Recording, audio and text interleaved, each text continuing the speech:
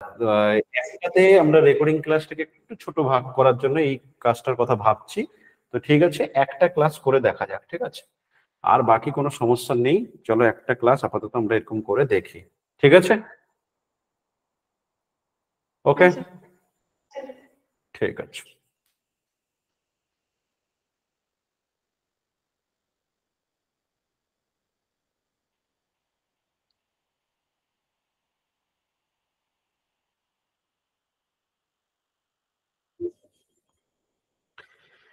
বেশ, আমি স্ক্রিনটা শেয়ার করছি। একটু জানাবে কোত্থেকে দেখতে পাচ্ছ কিনা। একটু জাস্ট ওয়েট করে যাও। আর আমি 2 মিনিট টাইম নেব আর। প্রত্যেকে নিশ্চয়ই খাতা পেন রেডি করে নিয়েছো? প্রত্যেকে নিশ্চয়ই খাতা পেন রেডি করে নিয়েছো। এবার দেখো, একটা অলরেডি নোট কিন্তু পাঠিয়েছি আমি গ্রুপে, ঠিক আছে? গ্রুপে অলরেডি একটা নোট দেওয়া হয়েছে। যে নোটটা তোমরা দেখতে পাচ্ছ, অ্যাডিশন, মাল্টিপ্লিকেশন, ডিভিশন, সাবট্রাকশন, এটা হেডিং দেওয়া আছে, ঠিক আছে? এই নোটটা আজকে আমরা ক্লাস করব এবং আজকে আমরা এখান থেকে কত নাম্বার কি পাবো এবং এই টপিকটা পড়লে আমাদের কি কি হবে সেটাও জেনে নেব, ঠিক আছে? আমি জাস্ট নোটটা একবার ওপেন করার জন্য 2 মিনিট টাইম নিয়ে নিচ্ছি।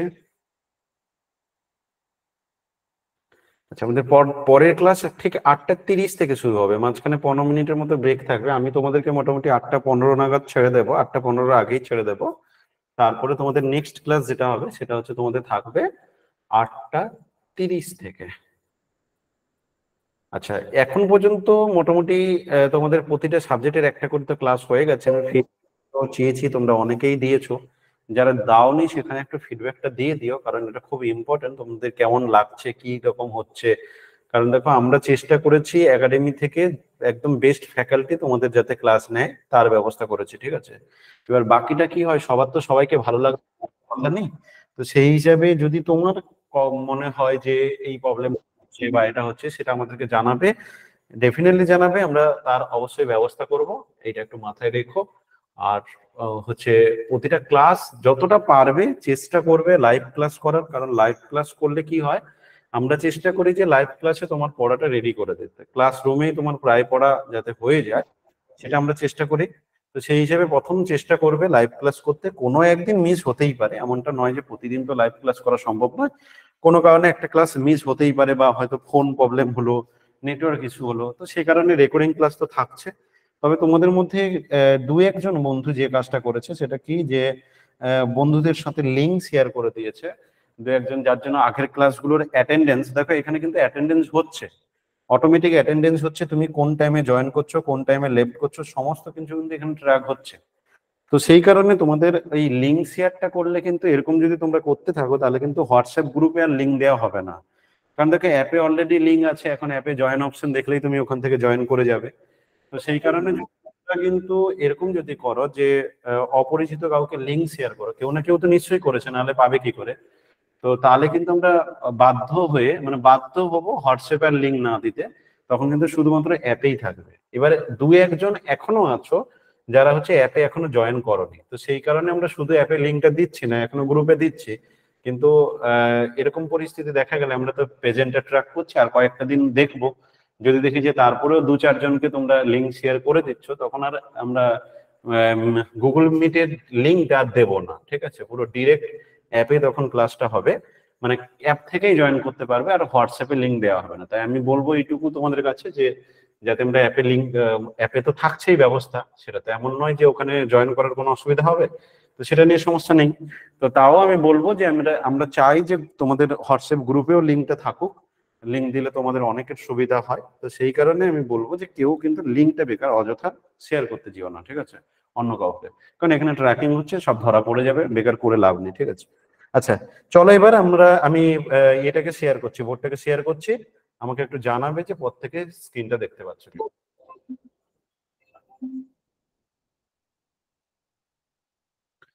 প্রত্যেকে স্ক্রিনটা দেখতে পাচ্ছ, একটু কনফার্ম করবে। ওকে, আচ্ছা, আমি মন দিয়ে শুনবে, মন দিয়ে শুনবে, কেউ অযথা মাইক্রোফোনটা অন করবে না। অযথা কেউ মাইক্রোফোন, আব্দুর মাইক্রোফোনটা বন্ধ করো, অযথা মাইক্রোফোনটা অন করবে না। এবার যেটা বলতে চাইছি, যদি কোনো কারণে কোনো স্টুডেন্টের দেখা যাচ্ছে হঠাৎ করে স্ক্রিনটা তুমি দেখতে পাচ্ছ না, এমন হতেই পারে নেটওয়ার্ক প্রবলেমের জন্য, তখন সবসময়ের জন্য বলি যে এরকম যদি কখনো কারোর প্রবলেম হয় একবার লেফট করবে, দিয়ে জয়েন করবে, দিলে তোমার প্রবলেম মিটে যাবে, ঠিক আছে? আচ্ছা, আমাদের কিন্তু পরীক্ষা শুরু হচ্ছে 1 তারিখ থেকে, মানে আমরা পরের 1 তারিখ থেকে কিন্তু পরীক্ষা হবে। তো আমরা দুটো পরীক্ষা রাখছি, ঠিক আছে? দুটো পরীক্ষা মানে কি, 3টে থেকে একটা পরীক্ষা থাকবে। 3টে থেকে যে পরীক্ষাটা আমাদের থাকছে, প্রতি প্রতি হচ্ছে তোমার রবিবার দিন, প্রতি রবিবার আমাদের পরীক্ষাটা থাকবে। আপাতত দুটো করে পরীক্ষা থাকবে। একটা হচ্ছে 3টে থেকে থাকবে। এই 3টে থেকে যে পরীক্ষাটা থাকবে এটা হচ্ছে 50 নম্বরের পরীক্ষা নেব, প্রত্যেকটা সাবজেক্টে 10 নম্বর করে। যে ধরো 1 তারিখ যখন পরীক্ষাটা হবে, 30 তারিখ পর্যন্ত যা হয়ে যাবে টপিক, মানে সে ম্যাথ বলো, সিডিপি বলো, বাংলা বলো, ইভিএস বলো, ইংলিশ বলো, যা যা পড়ানো হয়ে যাবে তার উপর বেস করে এই পরীক্ষাটা হবে। তার উপর বেস করে, সেই সিলেবাসের উপর বেস করে পরীক্ষাটা হবে 50 নাম্বার, যেটা 3টে থেকে সময় থাকবে। 3টে থেকে এটার সময় থাকবে এবং 4টে পর্যন্ত, 3টে থেকে 4টে টাইম থাকবে, 1 ঘন্টা। সেই 1 ঘন্টায় এই পরীক্ষাটা তুমি দেবে। মন দিয়ে শুনবে, এখন কেউ মাইক্রোফোন অন করবে না, কথা শোনো ভালো করে। এবার আর একটা পরীক্ষা থাকবে আমাদের 12টা থেকে 2:30, বা এই পরীক্ষাটা যদি কোনো কারণে কোনো স্টুডেন্ট, এটা তো বেশি জন রেডি নেই, তো যেটা আমরা 150 নম্বরের পরীক্ষার একটা কোশ্চেন পেপারও সঙ্গে দেবো আর কি। যে সমস্ত স্টুডেন্ট একটু পুরনো আছো বা পড়া রেডি আছে, মোটামুটি পুরো পরীক্ষা দিতে পারবে, তাদের জন্য পরীক্ষা থাকবে 12টা থেকে 2:30। কিন্তু যদি কোনো কারণে তুমি একসাথে দুটো এক্সাম দিতে না পারো, তাহলে ডেফিনেটলি আমি তোমাকে বলবো প্রথমে ওই 50 নম্বরের এক্সামটা টাইমে দেবে। কিন্তু এই 100 নম্বরের যে এক্সাম, সরি 150 নম্বরের যে এক্সামটা, এই এক্সামটা তুমি চাইলে রাতে বা পরের দিনও দিতে পারো। দুটো এক্সামই তুমি যে কোনো টাইমে দিতে পারো, নো প্রবলেম। কিন্তু আমি রেফার করব যে প্রত্যেকটা এক্সাম চেষ্টা করো টাইমে দিতে। যদি টাইমে দিতে পারো খুবই উত্তম, খুবই ভালো। যে আমি 12টা থেকে 2:30 পর্যন্ত পরীক্ষা দিলাম 150 নম্বরে, তারপরে হচ্ছে আমি 3টে থেকে তারপরের পরীক্ষাটা দিলাম। আমি কি বোঝাতে পারলাম এইটুকু কথাটা, এক্সামের ব্যাপারটা? এক্সামের ব্যাপারটা প্রত্যেকে বোঝাতে পারলাম। এবার হ্যাঁ হচ্ছে, স্যার। এবার যেটা হচ্ছে, যারা একদম নিউ বা যাদের পড়াশোনা মোটামুটি একদম জাস্ট শুরু করেছো, তোমার কিছুই জানা নেই, কিছুই নেই, এরকম অবস্থা, তাদের 150 নম্বরের এক্সামটা দিতে হবে না। ভয় পাওয়ার কিছু নেই। তুমি এবং যে, ধরো তুমি ভাববে যে কিছু জন তো স্যার অনেক এগিয়ে গেছে, আমি কি পারবো কি পারবো না, এরকম কোনো ব্যাপার নয়। যা টাইম আছে, যথেষ্ট টাইম আছে, তুমি যদি মন দিয়ে পড়ো তুমিও ভালো রেজাল্ট করবে, ঠিক আছে? ডেফিনেটলি ভালো রেজাল্ট করবে। এমন কোনো সিলেবাস নয় আহামরি যে তোমার জন্য চাপ হয়ে যাবে, ঠিক আছে? শুধু একটু মন দিয়ে পড়াশোনা করতে হবে। একাডেমি তোমাকে যা যা গাইড করবে সেই কথাগুলো শুনবে, আর কিছু লাগবে না, ঠিক আছে? তো দিলেই তোমার নাম্বার হয়ে যাবে, তোমার চাপের কিচ্ছু নেই। এবার যে যত বেশি পরীক্ষা দেবে তার এরর ততটা তাড়াতাড়ি, মানে প্রবলেম গুলো চলে যাবে। ভুল আসে, কিছু কিছু এরর আসে, মানে আমরা এটা ভাবি কিন্তু হয় এটা, এরকম ব্যাপারগুলো থাকে। তো সেই ভুলগুলো তোমার কেটে যাবে যদি একটু বেশি পরীক্ষা দেওয়া যায়। তো আমরা প্রতি রবিবার দুটো করে এক্সাম রাখবো, একটা 50 নম্বর, একটা 150 নম্বর। পুরোনো স্টুডেন্টদের কথা ভেবে, বা যারা টেটটা মোটামুটি একটা কোয়ালিফাই আগেও করেছে, এমন স্টুডেন্টদের কথা ভেবে 150 নম্বরের একটা এক্সাম থাকবে 12টা থেকে 2:30, আর একটা 3টে থেকে 4টে পর্যন্ত থাকবে 50 নম্বরের এক্সাম। এই 50 নম্বরের এক্সামটা কিন্তু কেউ মিস করবে না। 50 নম্বরের এক্সামটা প্রত্যেকটা স্টুডেন্ট দেবে। আমি তোমাদেরকে আগের বার, দেখো আমার অভিজ্ঞতা হয়েছে, সেজন্য এবার আমি এই ভুলটা করব না কোনোভাবে। আগের বার যে অভিজ্ঞতাটা হয়েছিল, যে প্রায় 5 থেকে 10 জন স্টুডেন্ট এরকম প্রবলেমে পড়েছিল। তারা কি না, তারা ওএমআর সিটে, আমরা যখন এক্সাম নিতাম তখন এক্সাম গুলো দিত ওই অনলাইনে, ঠিক আছে? অনলাইন ফর্মে এক্সাম দিত। তো ওএমআর ফিল আপের হ্যাবিটটা ওরা করেনি। যেহেতু ওএমআর ফিল আপ হ্যাবিটটা করেনি, তাই কি হয়েছে, পরীক্ষা হলে গিয়ে গন্ডগোল করেছে। পরীক্ষা হলে গিয়ে নানা রকম প্রবলেম করেছে। মানে কি, দেখা গেলো 75-এর দাগের আনসার হবে এ, তো ও কি করেছে, 76-এর এ করেছে, মানে একটা দাগ পিছিয়ে গেছে। তারপর থেকে প্রতিটা দাগ একটা করে পিছিয়ে পিছিয়ে পিছিয়ে পিছিয়ে এরকম চলে গেছে, দিয়ে পুরো পরীক্ষাটা বরবাদ হয়ে গেছে। এরকম কিছু স্টুডেন্ট তারপরে কান্নাকাটি করা, করা, কিন্তু তখন তো আর করে লাভ নেই, আলটিমেট জায়গাটা ভুল হয়ে গেছে। তো এই কারণেই পরীক্ষা তুমি কিভাবে দেবে, কি কি রেজিস্ট্রেশন নাম্বার, রোল নাম্বার, মানে আমাদের লাস্ট ইয়ারের যে যেভাবে পরীক্ষাটা হয়েছে আমাদের ওয়েস্ট বেঙ্গল টেটে, ওই যে ওএমআর সিট, সেই একই ওএমআর সিটের অনুকরণে পুরো হুবহু একই ওএমআর সিট আমরা তোমাদেরকে প্রোভাইড করেছি গ্রুপে।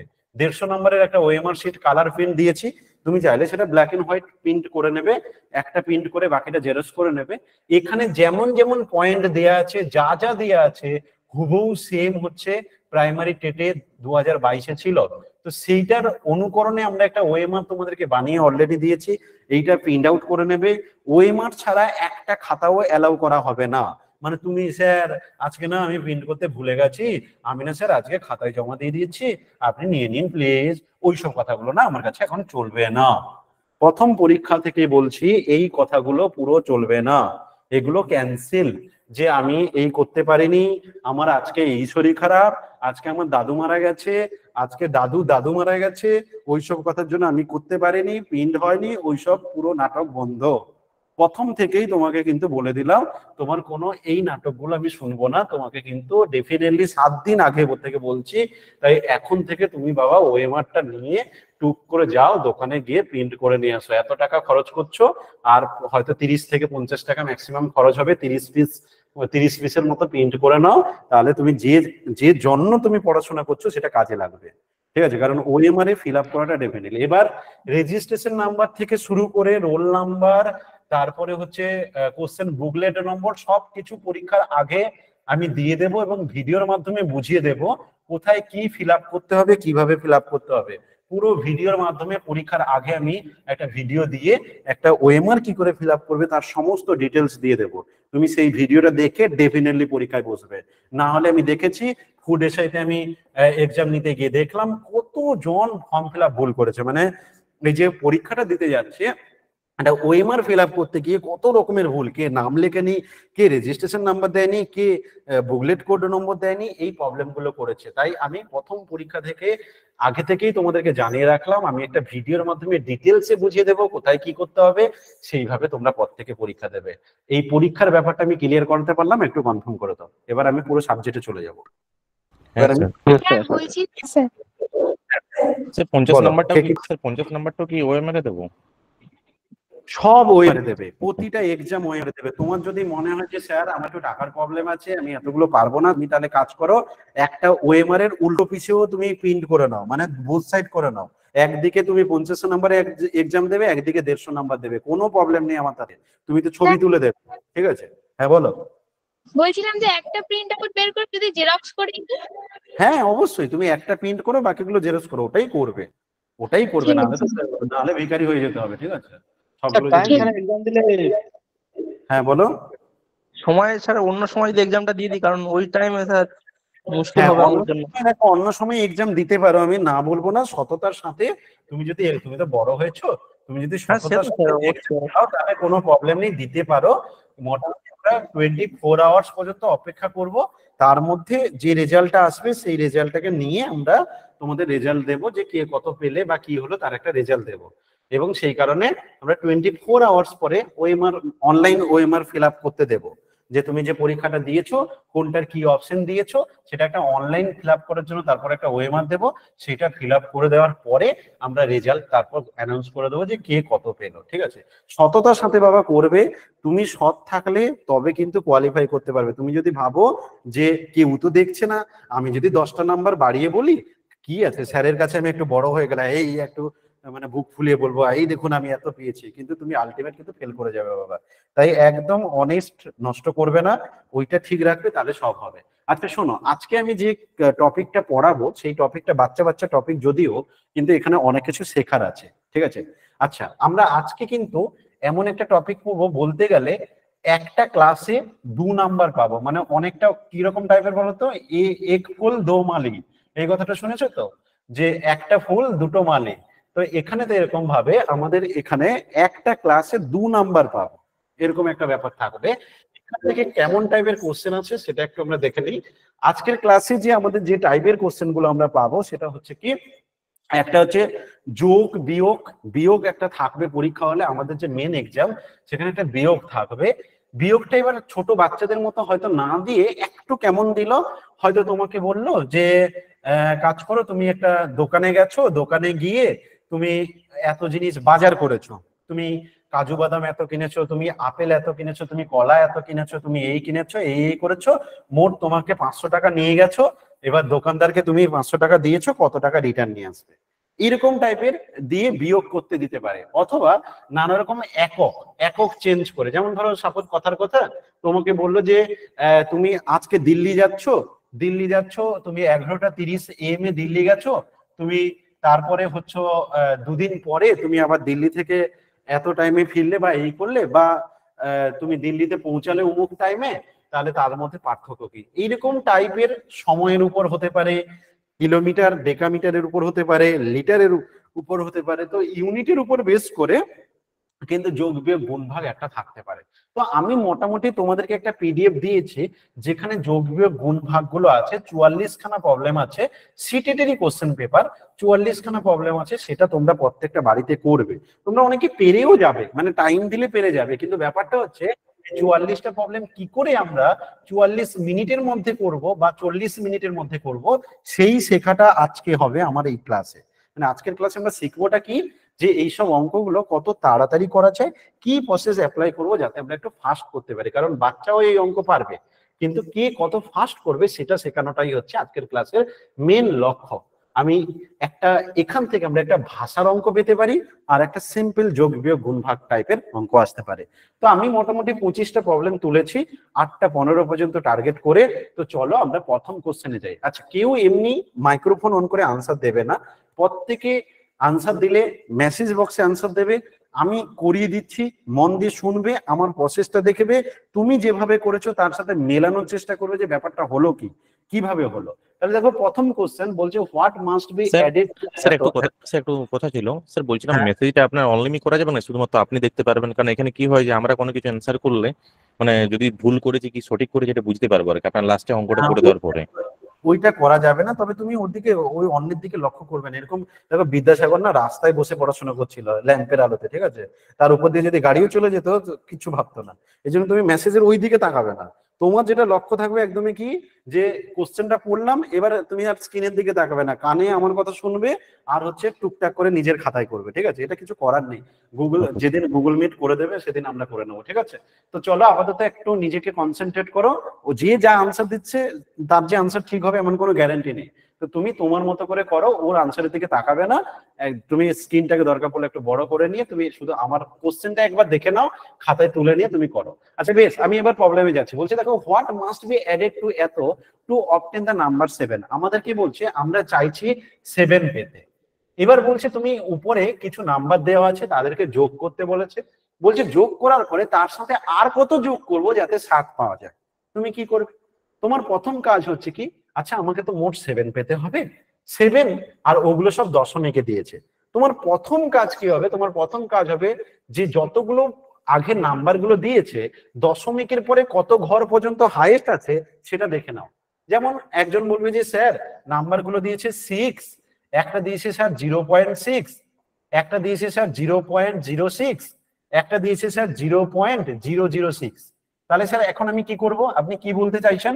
আমি বলতে চাইছি যে দশমিকের পরে যত ডিজিট হাইয়েস্ট আছে তুমি প্রতিটা প্রবলেমে ততগুলো করে শূন্য বাড়িয়ে নেবে, মানে না থাকলেও বাড়িয়ে নেবে, ঠিক আছে?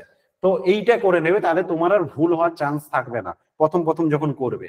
দিলে এখানে তোমার কত দাঁড়াচ্ছে, এইগুলোকে সব যোগ করে ফেলো আগে।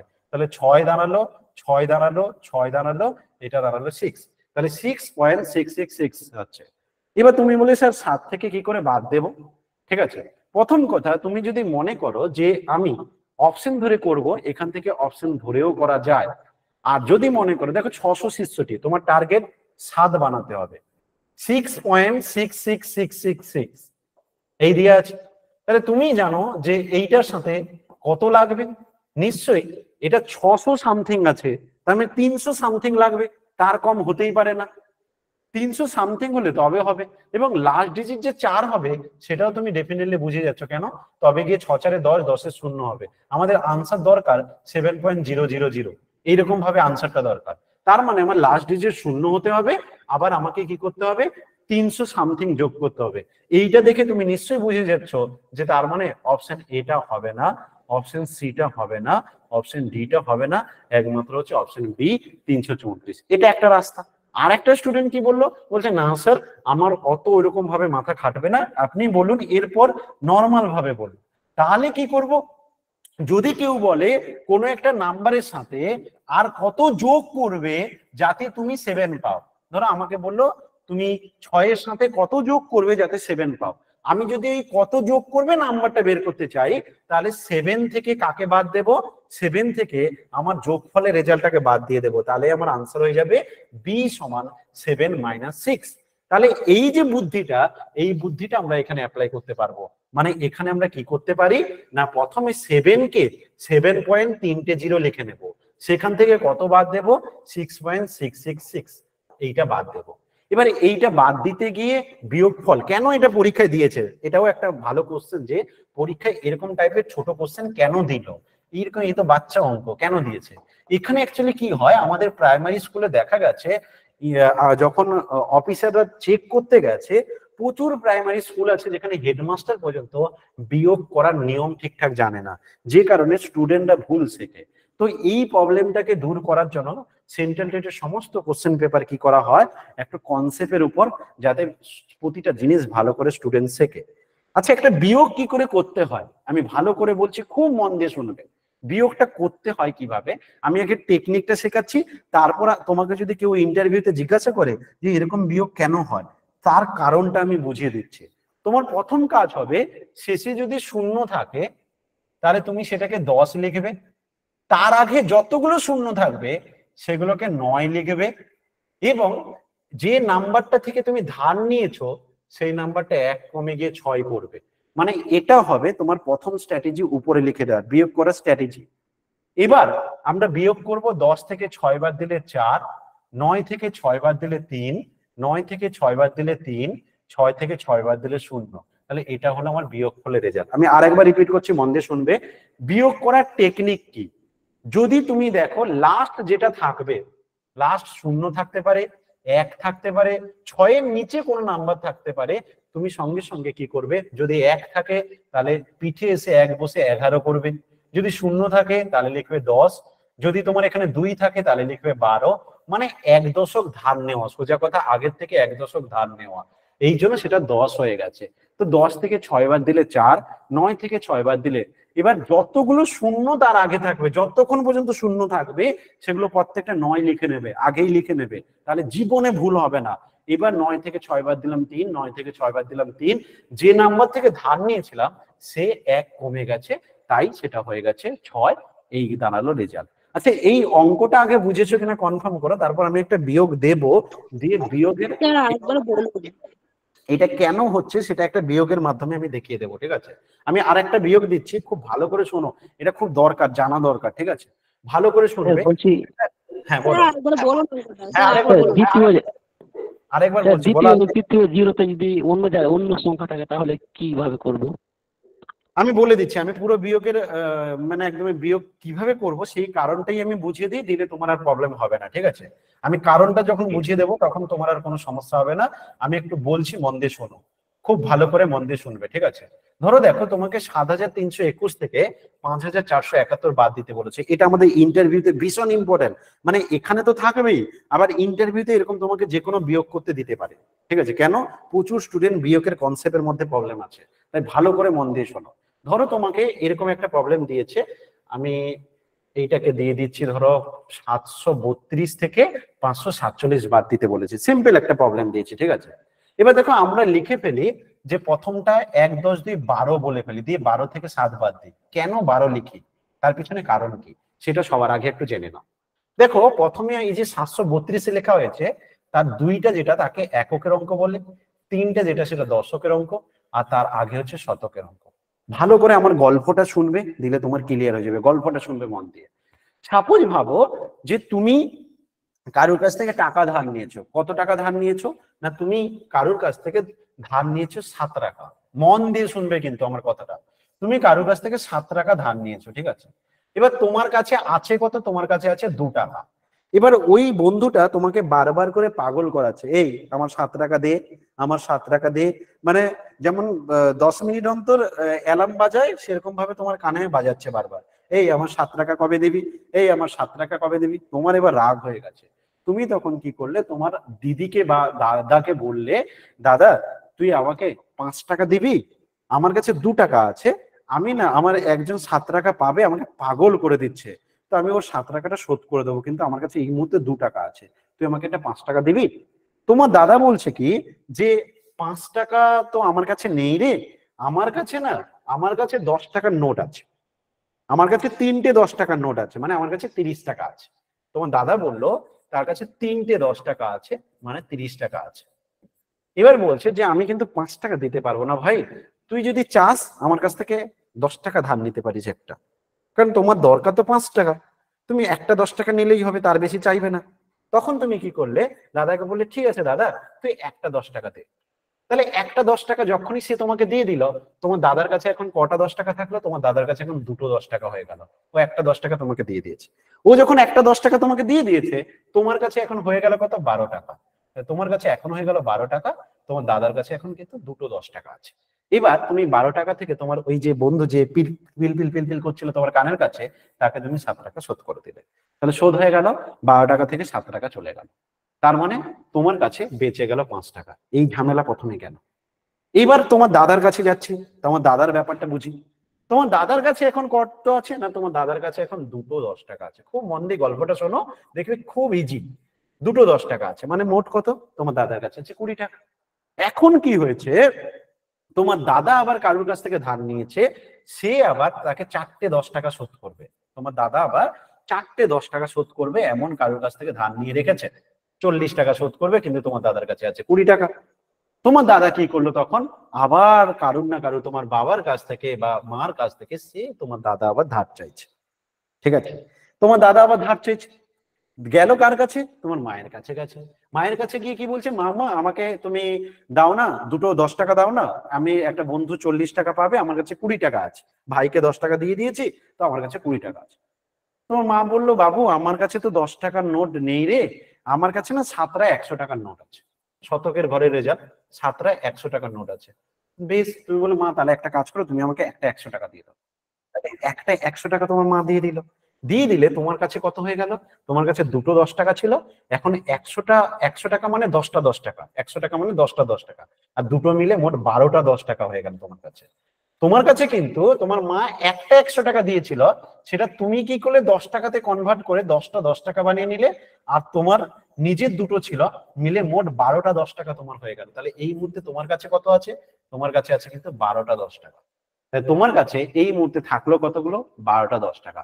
তার মধ্যে তুমি 4টে 10 টাকা শোধ করতে চাও, তাহলে আরামসে তুমি 4টে 10 টাকা শোধ করে দিতে পারবে। তাহলে 12টা 10 টাকা থেকে 4টে 10 টাকা দিয়ে দিলে তোমার কাছে বেঁচে গেল 8টা 10 টাকা, মানে 80 টাকা বেঁচে গেল।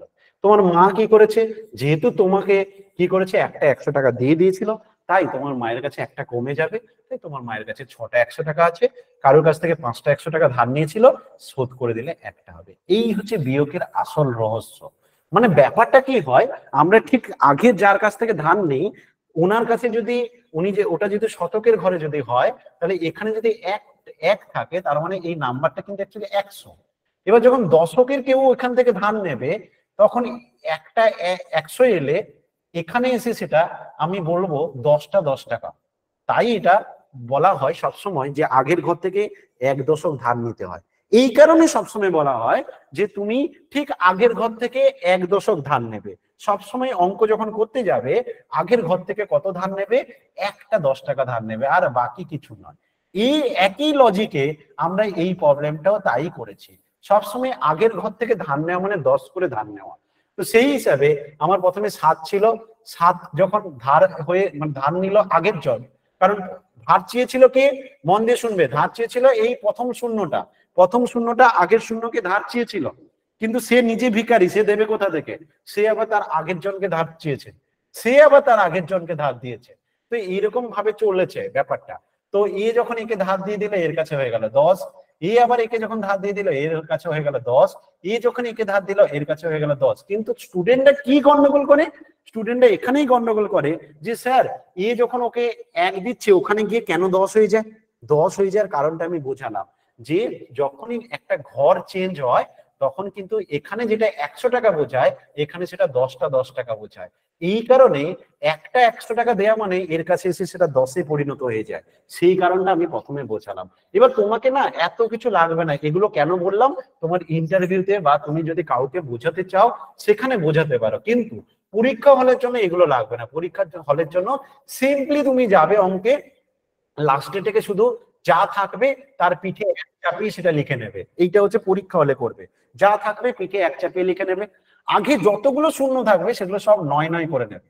এবার যার কাছ থেকে ধার নিয়েছো সে তো 1 কমে যাবে, তাহলে এইটা তোমার প্রবলেম হয়ে গেল। এবার সিম্পলি বিয়োগ করো, 10 থেকে 6 বার দিলে 4, 9 থেকে 6 বার দিলে 3, 9 থেকে 6 বার দিলে 3, 6 থেকে 6 বার দিলে 0। আশা করি আমি বিয়োগটা পুরো ভালো করে বোঝাতে পেরেছি, একটু কনফার্ম করো।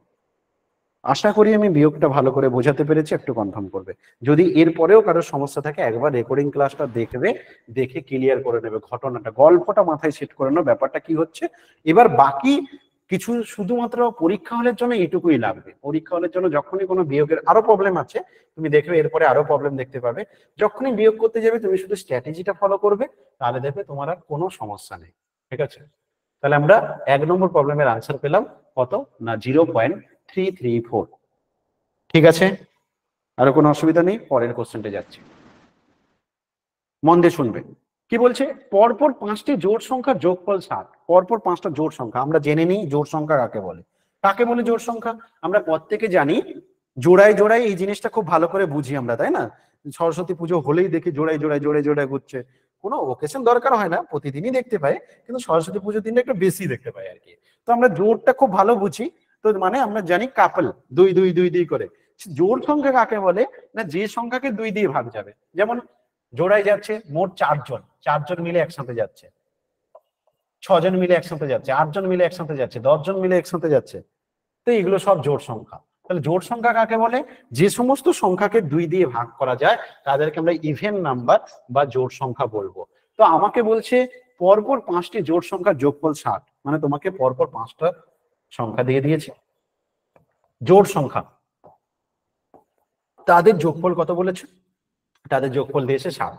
এবার বলছে পরবর্তী দুটি জোড় সংখ্যার সাথে যোগ করলে যোগফল কত হবে, মানে এর সাথে যদি তুমি আরো পরবর্তী দুটো জোড় সংখ্যা যোগ করো তাহলে কত হবে। তুমি বলবে তো স্যার এই তো সিম্পল কোশ্চেন, এই কোশ্চেন দেওয়ার পেছনে কারণ কি? একটা স্টুডেন্ট কি করবে, এইটাতে যত টাইম ওয়েস্ট করবে তোমাকে দেখতে হবে এটা আমি 10 সেকেন্ড 20 সেকেন্ড কি 30 সেকেন্ড হারলি 30 সেকেন্ডের মধ্যে যেন করতে পারি, সেটাই হবে তোমার মেন পারপাস, আর বাকি কোনো কারণ নয়। অন্যের সাথে তোমার পার্থক্য শুধু এই জায়গাটাই করতে হবে, কে কত ফাস্ট করতে পারে।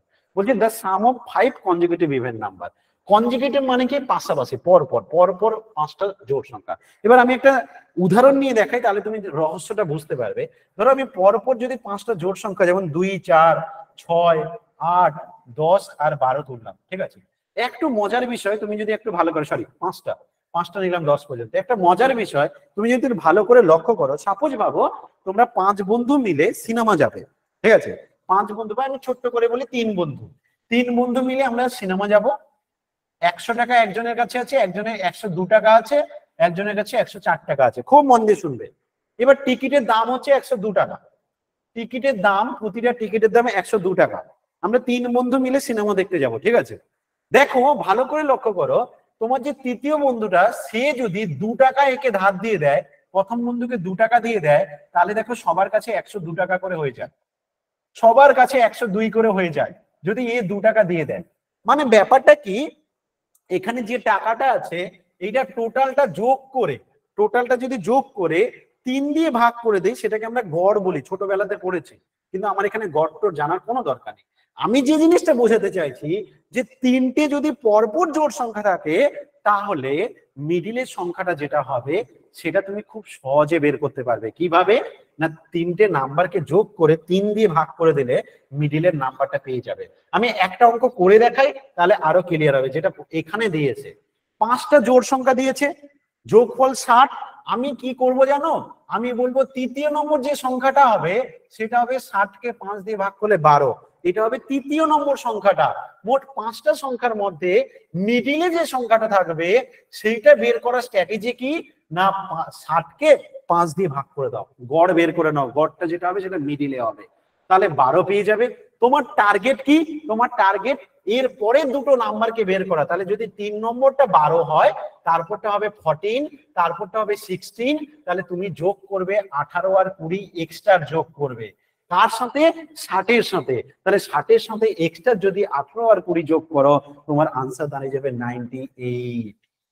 এবার একটা স্টুডেন্ট করবে কি, ও x, x plus 2, x plus 4 এরকম করে করে করবে। আর তুমি করবে কি, তুমি জাস্ট সিম্পলি এই জায়গাটা করবে, ও আমাকে কোশ্চেনে দিয়েছে 5টা জোড় সংখ্যার যোগফল পরপর এত দিয়েছে, কোনো ব্যাপার নয়, আমি তৃতীয় নম্বর সংখ্যাটা বের করে নেই। তৃতীয়টা যদি এত হয়, চতুর্থ এত হবে, পঞ্চম এত হবে। আমি যদি দ্বিতীয়টা চাই 2 কম হবে, তার আগেরটা চাই 2 কম হবে। এগুলো আমার লাগবে না, কারণ এই যোগফলটা অলরেডি দেওয়া আছে।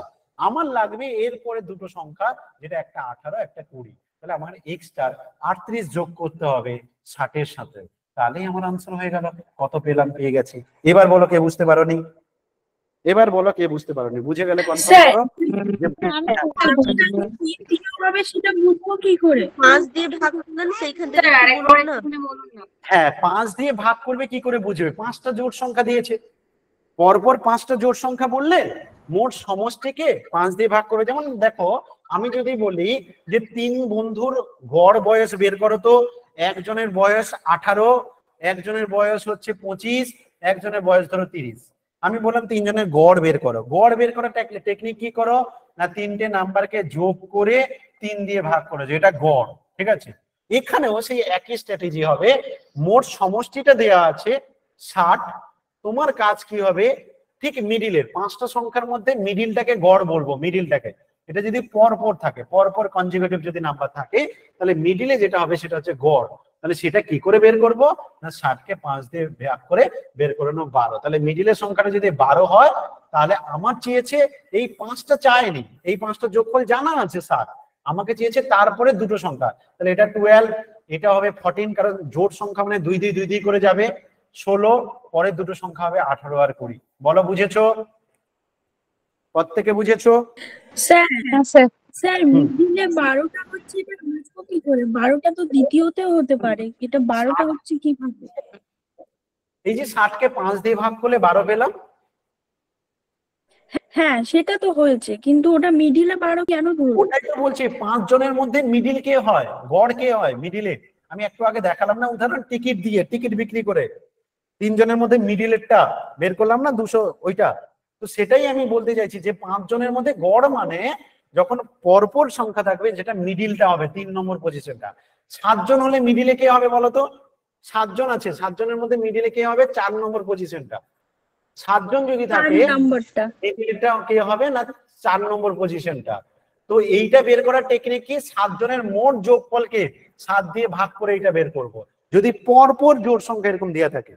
আমি কি বোঝাতে পারলাম এবার? হ্যাঁ স্যার, থ্যাংক ইউ। স্যার এমনি নিয়মে কেমন করতাম, x+2 না কেমন? একটু আসতে বলো, কি বলছো? স্যার বল। হ্যাঁ বলো, শুনতে পাচ্ছি। কোয়েল, তোমার কথাটা কেটে যাচ্ছে, একবার পারলে। হ্যাঁ বলো। বলছিলাম যে 5 জনের জায়গায় যদি 6 জন দেয় তখন কি করব? হ্যাঁ, এবার তুমি বলবে যে স্যার 5 জনের জায়গায় 6 জন হলে কি হবে। দেখো, তো এখানে যে টাইপের কোশ্চেনটা, মিউট করো, তোমার ভালো কোশ্চেন। এখানে যে টাইপের জিনিসটা তোমার কাছ থেকে জানতে চায়, সেখানে সবসময় বিজোড় দেওয়ার চেষ্টা করে, 5 জন, 7 জন, 3 জন। এবার যদি কোনো কারণ 6 জন, 4 জন, 8 জন থাকে, সেক্ষেত্রে আমি টেকনিক বলে দেবো, একটু ওয়েট করো। আমি যখন এই গড় পড়াবো, গড়ের কিছু জিনিস অঙ্ক করাবো, তখন সেগুলো কি করে 6 জনের ক্ষেত্রে করতে হয়, কি করতে হয়, সেটা করে দেবো। আপাতত ওইটা লাগছে না, আমি করে দেবো, ডেফিনেটলি তোমাদেরকে পরে করে দেবো, ঠিক আছে? আপাতত তোমাকে একটা কোশ্চেন দিয়েছি, ভালো করে লক্ষ্য করো কোশ্চেনটা কি দেওয়া হয়েছে। দিয়েছে 5 8 4 3 1 0 3, বলছে এর সাথে যোগ করো 2 6 k 7 p 9 2 যোগ করো। যোগ করতে রেজাল্ট যেটা হয়েছে সেটা বলা আছে 8 5 2 1 0 9 5, এটা যোগফলের রেজাল্ট দেওয়া আছে। কোশ্চেন কি চাইছে? কোশ্চেন চাইছে তুমি বের করো তো, তোমার কাছে এখানে দেখো কে জানো না, কে এটা একটা দেয়া আছে, আর এটা পি জানো না। তোমার কাজ হচ্ছে কে আর পি এর মান বের করে তাদের যোগফল কত হবে সেটা বের করা, এটা হচ্ছে আমাদের কোশ্চেন। কে আর পির মান বের করো, দিয়ে যোগ করে বলো কত হবে। চেষ্টা করো দেখি একটু নিজেরা। দুটো সংখ্যা দিয়েছে, তাদের যোগফল বের করতে বলেছে, যোগফলের রেজাল্টটাও দিয়ে আছে। তোমাকে শুধু চাইছে কি কে এর মান কত হবে বলো আর পি এর মান কত হবে বলো, বেরোলে তাদের যোগ করো। খুব ভালো কোশ্চেন। এরকম টাইপের আমি আজকে একটা পিডিএফ দিয়ে দেবো, এরকম টাইপের যোগ করা গুণ করা, এই মানে নাম্বার মিসিং থাকবে তাদের যোগ গুণ দিয়ে দেবো। তো সেটা তোমরা 10টা অঙ্ক দিয়ে দেবো, সেটা চেষ্টা করবে, যেটা পারবে না আমি পরে করে দেবো। তাহলে একবার দেখো তো, আমি ক্যালকুলেশনটা করতে যাচ্ছি, ভালো করে দেখো। দেখো প্রথমটা তো কোনো প্রবলেম নেই, 3 + 2 5 আমরা জানি। 9 + 0 যোগ করলে 9, এটা নিয়েও কোনো প্রবলেম নেই। এবার দেখো 1 + p বলেছে 0, তাহলে 1 এর সাথে কত যোগ করব 0 আসবে। আমি 1 এর সাথে কত যোগ করলে 0 আসবে? আমরা প্রত্যেকে জানি যে একমাত্র আমি যদি 1 এর সাথে 0 যোগ করি হবে না, 1 যোগ করি হবে না, একদম 9 যদি যোগ করি তবে গিয়ে 10 আসবে। 10 এর 0 বসাবো, হাতে 1 চলে যাবে, না হলে হবে না। তার মানে ডেফিনেটলি আমি বুঝে গেলাম পি এর মান কত, ডেফিনেটলি বুঝে গেলাম পি এর মান হচ্ছে 9। তাহলে পি হয়ে গেল আমার 9, পি এর মান 9 বসিয়ে দিলাম। 9 বসিয়ে দেওয়ার পর এবার ক্যালকুলেশন করছি। 9 একে 10, 10 এর 0, হাতে থাকলো 1, 3 7 3 10 আর 1 মিলে 11, হাতে থাকলো 1, 4 1 5। 5 এর সাথে কত যোগ করলে 2 আসবে? 5 এর সাথে কত যোগ করলে 2 আসবে? তুমি বলে স্যার 5 তো বড় সংখ্যা, তার সাথে যোগ করে কি করে 2 আসবে? হ্যাঁ হয়, 2 মিন্স আমরা এককের অঙ্ক বসাচ্ছি। তাহলে 5 এর সাথে কত যোগ করব না, 5 যদি তুমি 3 যোগ করো 8 হয়, 4 যোগ করলে 9 হয়, 5 যোগ করলে 10 হয়, 6 যোগ করলে 11 হয়, 7 যোগ করলে 12 হয়। 12 2 হাতে 1 থাকবে, 12 2 হাতে 1 থাকবে, তার মানে কে এর মান 7 হবে ডেফিনেটলি। কে এর মান 7 হবে ডেফিনেটলি। তাহলে তুমি এখান থেকে পেয়ে গেলে কে এর মান 7। আর তোমাকে আনসারে কি চাইছে, কে প্লাস পি কত হবে বলো, তো তোমার আনসার হবে 16। এটাকে বুঝেছো? প্রত্যেকে কনফার্ম করো। এটাকে বুঝেছো? প্রত্যেকে কনফার্ম করো। হ্যাঁ স্যার। আর একবার বলে দিচ্ছি, মন দিয়ে শোনো। এমন যদি কোনো স্টুডেন্ট থাকো বুঝতে পারোনি, আমি আর একবার সিরিয়ালের মতো রিপিট টেলিকাস্ট করছি, ঠিক আছে? রিপিট করছি একবার সিরিয়ালের মতো, একটু মন দিয়ে শোনো, বুঝে যাবে, ঠিক আছে? তাহলে আমার কাজ কি এখানে? আমার এখানে কাজ হচ্ছে কে আর পি বের করা, ঠিক আছে? তো সিম্পলি বাচ্চাদের যেমন যোগ বিয়োগ করতে হয়, প্রথমে সেই কাজটাই করতে যাবো। আমার টার্গেট কে আর পি বের করা, ঠিক আছে? তো আমি কি করব, প্রথমে 3 আর 2 কে যোগ করলাম 5। ভীষণ ইম্পর্টেন্ট এই টাইপের অঙ্ক, কারণ দেখো নর্মাল যোগ বিয়োগ গুণভাগ কেন সিলেবাসে দিয়েছে? তোমাকে এমনি কি বলবে বাবু তুমি তো খুব সুন্দর, তুমি 15 আর 20 যোগ করো, দিয়ে বলো কত হবে? এটা নিশ্চয়ই পরীক্ষা দেবে না, এটা তুমিও জানো আমিও জানি, ঠিক আছে? তাহলে কি দেবে, একটু ঘুরিয়ে ফিরিয়ে দেবে। সেটা কেমন? এই টাইপের কোশ্চেন। তো তাহলে সেখানে কি বলছে যে 3 আর 2 যোগ করলাম, 5 করলাম, হয়ে গেল। 9 আর 0 যোগ করলাম, 9 করলাম, হয়ে গেল। 1 আর পি যোগ করে 1 এর সাথে কত যোগ করবো যাতে 0 হবে? তুমি এই পির জায়গায় তোমার হাতে কটা ডিজিট আছে? 0 থেকে 9 পর্যন্ত ডিজিট আছে, আর কিছু নেই তোমার হাতে। এদের মধ্যে তুমি কিছু না কিছু যোগ করবে 0 থেকে 9, কারণ এই যে একটা করে পি কে, এগুলো একটা করে ডিজিট, একটা করে অঙ্ক বসবে। তো 0 থেকে 9 এর মধ্যে কাউকে না কাউকে বসাতে হবে। এবার তুমি বলো পির মানটা 0 থেকে 9 এর মধ্যে কাকে বসাবে যাতে তোমার 0 আসে? তাহলে একজন স্টুডেন্ট বলে স্যার 1 এর সাথে কত হলে 0 আসবে? দাঁড়ান দাঁড়ান দাঁড়ান দাঁড়ান, 1 এর সাথে 9, 1 আর 9 যোগ করলে 10 হয়, 10 এর 0 হাতে 1, তখন হাতে রাখতে পারবো। তো 1 এর সাথে তাহলে পির মানটা আমি বললাম, তাহলে বাবু পির মান কত হলো? তুমি বললে পির মান, তার মানে দাঁড়িয়ে গেল আমার পির মানটা 9। আমি 9 বসিয়ে দিলাম। 9 হয়ে গেলে 9 একে 10, 10 এর 0 হাতে চলে গেল 1। তুমি 1টা কোথায় পাঠিয়ে দেবে? পরের লাইনের উপরে পাঠিয়ে দাও, হাতে যেটা থাকে হাতে। এবার এমনি 3 আর 7 যোগ আর হাতে 1 মিলে 11, 11 1 আবার হাতে 1 থাকলো। এবার এই লাইনটা যখন যোগ করতে যাচ্ছ, 1 + 4 + k সমান 2 দিয়েছে। 2 মানে বোঝো 12, 2 মানে বুঝবে 12, কারণ ওখানে 12 2 বসিয়েছে, হাতে 1 রেখেছে। তাহলে কি করে বানাবে? তাহলে 5 এ 5 হচ্ছে এটা, 5 এর সাথে কত যোগ করবে? 12 হবে। ডেফিনেটলি কে এর মান 7 হবে। তাহলে 5 আর 7 মিলে 12 হয়ে গেল। কে এর মানটাও তুমি পেয়ে গেলে কত? কে এর মান পেয়ে গেলে 7। তাহলে কে এর মানটা 7 বসিয়ে দিলে, তাহলে পি এর মানটা পাচ্ছ তুমি কত? পি এর মানটা পেলে 9, কে এর মানটা পেলে কত? 7। যখন 7 বসিয়ে দিলে 12, 12 2 হাতে 1, পরের ক্যালকুলেশন চাইলে মিলিয়ে নিতে পারো। 8 6 আর 1 যোগ করলে 15, 15 5 হাতে 1, 5 2 7 1 8, কিন্তু কোনো দরকার নেই, তুমি ওখানে আনসার বলে দিতে পারবে। অতএব তোমার কে প্লাস পি কত হবে? দুটোকে যোগ করলে হচ্ছে 16। এবার বলো বুঝেছো? কনফার্ম করো যে বলেছিল, আশা করি বুঝেছো, তাই তো? হ্যাঁ স্যার। ওকে, স্যার এরপরেও সমস্যা থাকলে অবশ্যই একবার রেকর্ডিং ক্লাস দেখে নেবে, যদি এরপরেও কারো সমস্যা থাকে। হ্যাঁ বলো, কি বলছো? সেই 2 নম্বরের অঙ্কটা আরেকবার একটু বলে দেবেন? আচ্ছা, আমি আরেকবার শেষে বলবো, ঠিক আছে? আপাতত আমি কন্টিনিউ করি, তুমি ওইখানে একটু নোট করে রাখো, শেষে বলবো, ঠিক আছে? যা প্রবলেম আছে আবার শেষে, কারণ এগোতে হবে সিলেবাস, ওরকম করলে তো চলবে না। এই জন্য তোমার যা প্রবলেম আছে একটু নোট করে রাখো, আমি শেষে আবার তোমার সাথে কথা বলবো চুপি চুপি। Which of the following has the smallest value?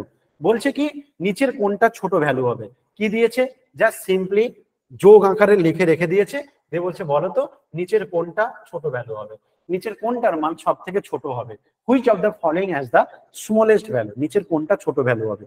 কি বুদ্ধি অ্যাপ্লাই করব যাতে তাড়াতাড়ি করতে পারি, না হলে বেশিরভাগ স্টুডেন্ট কি করবে, যতজন পরীক্ষা যাবে তাদের কাজ হবে এটাই, তারা এটাকে যোগ করে ফেলবে, ক্যালকুলেশন করে ফেলবে, দিয়ে ক্যালকুলেশন বের করবে, বের করে বলবো ও মা আমি বুঝে গেছি কে ছোট, আমি তো বিশাল কিছু করে ফেললাম, এইটা করবে বেশিরভাগ স্টুডেন্ট, কিন্তু এই কাজটা করবে, ঠিক আছে? কিন্তু তোমার কাজ কি হবে, তুমি ওরকম করবে না, তুমি একটু অপশনের দিকে তাকিয়ে একটু বুদ্ধি কাজে লাগাবে, ঠিক আছে? সেটা কি? সবার প্রথমে দেখো এই যে উপরের রেজাল্টটা দিয়েছে, এটা আমি যদি দেখি আমরা কেমন ভাববো, আমরা যেমন বড় বড় নোট কাউন্ট করি না, 500 টাকার নোট 700 টাকার নোট ওইরকম কাউন্ট করি, এখানেও সেরকম বড় বড় নোট কাউন্ট করার কথা ভাববো, আমরা শতকে ভাববো। যেমন এটা 3670 আছে, তো আমরা খুচরো গুলো ভাববো না, আমরা সিম্পলি ভাববো যে 3600, ঠিক আছে? এটা ভাবাটা সুবিধা।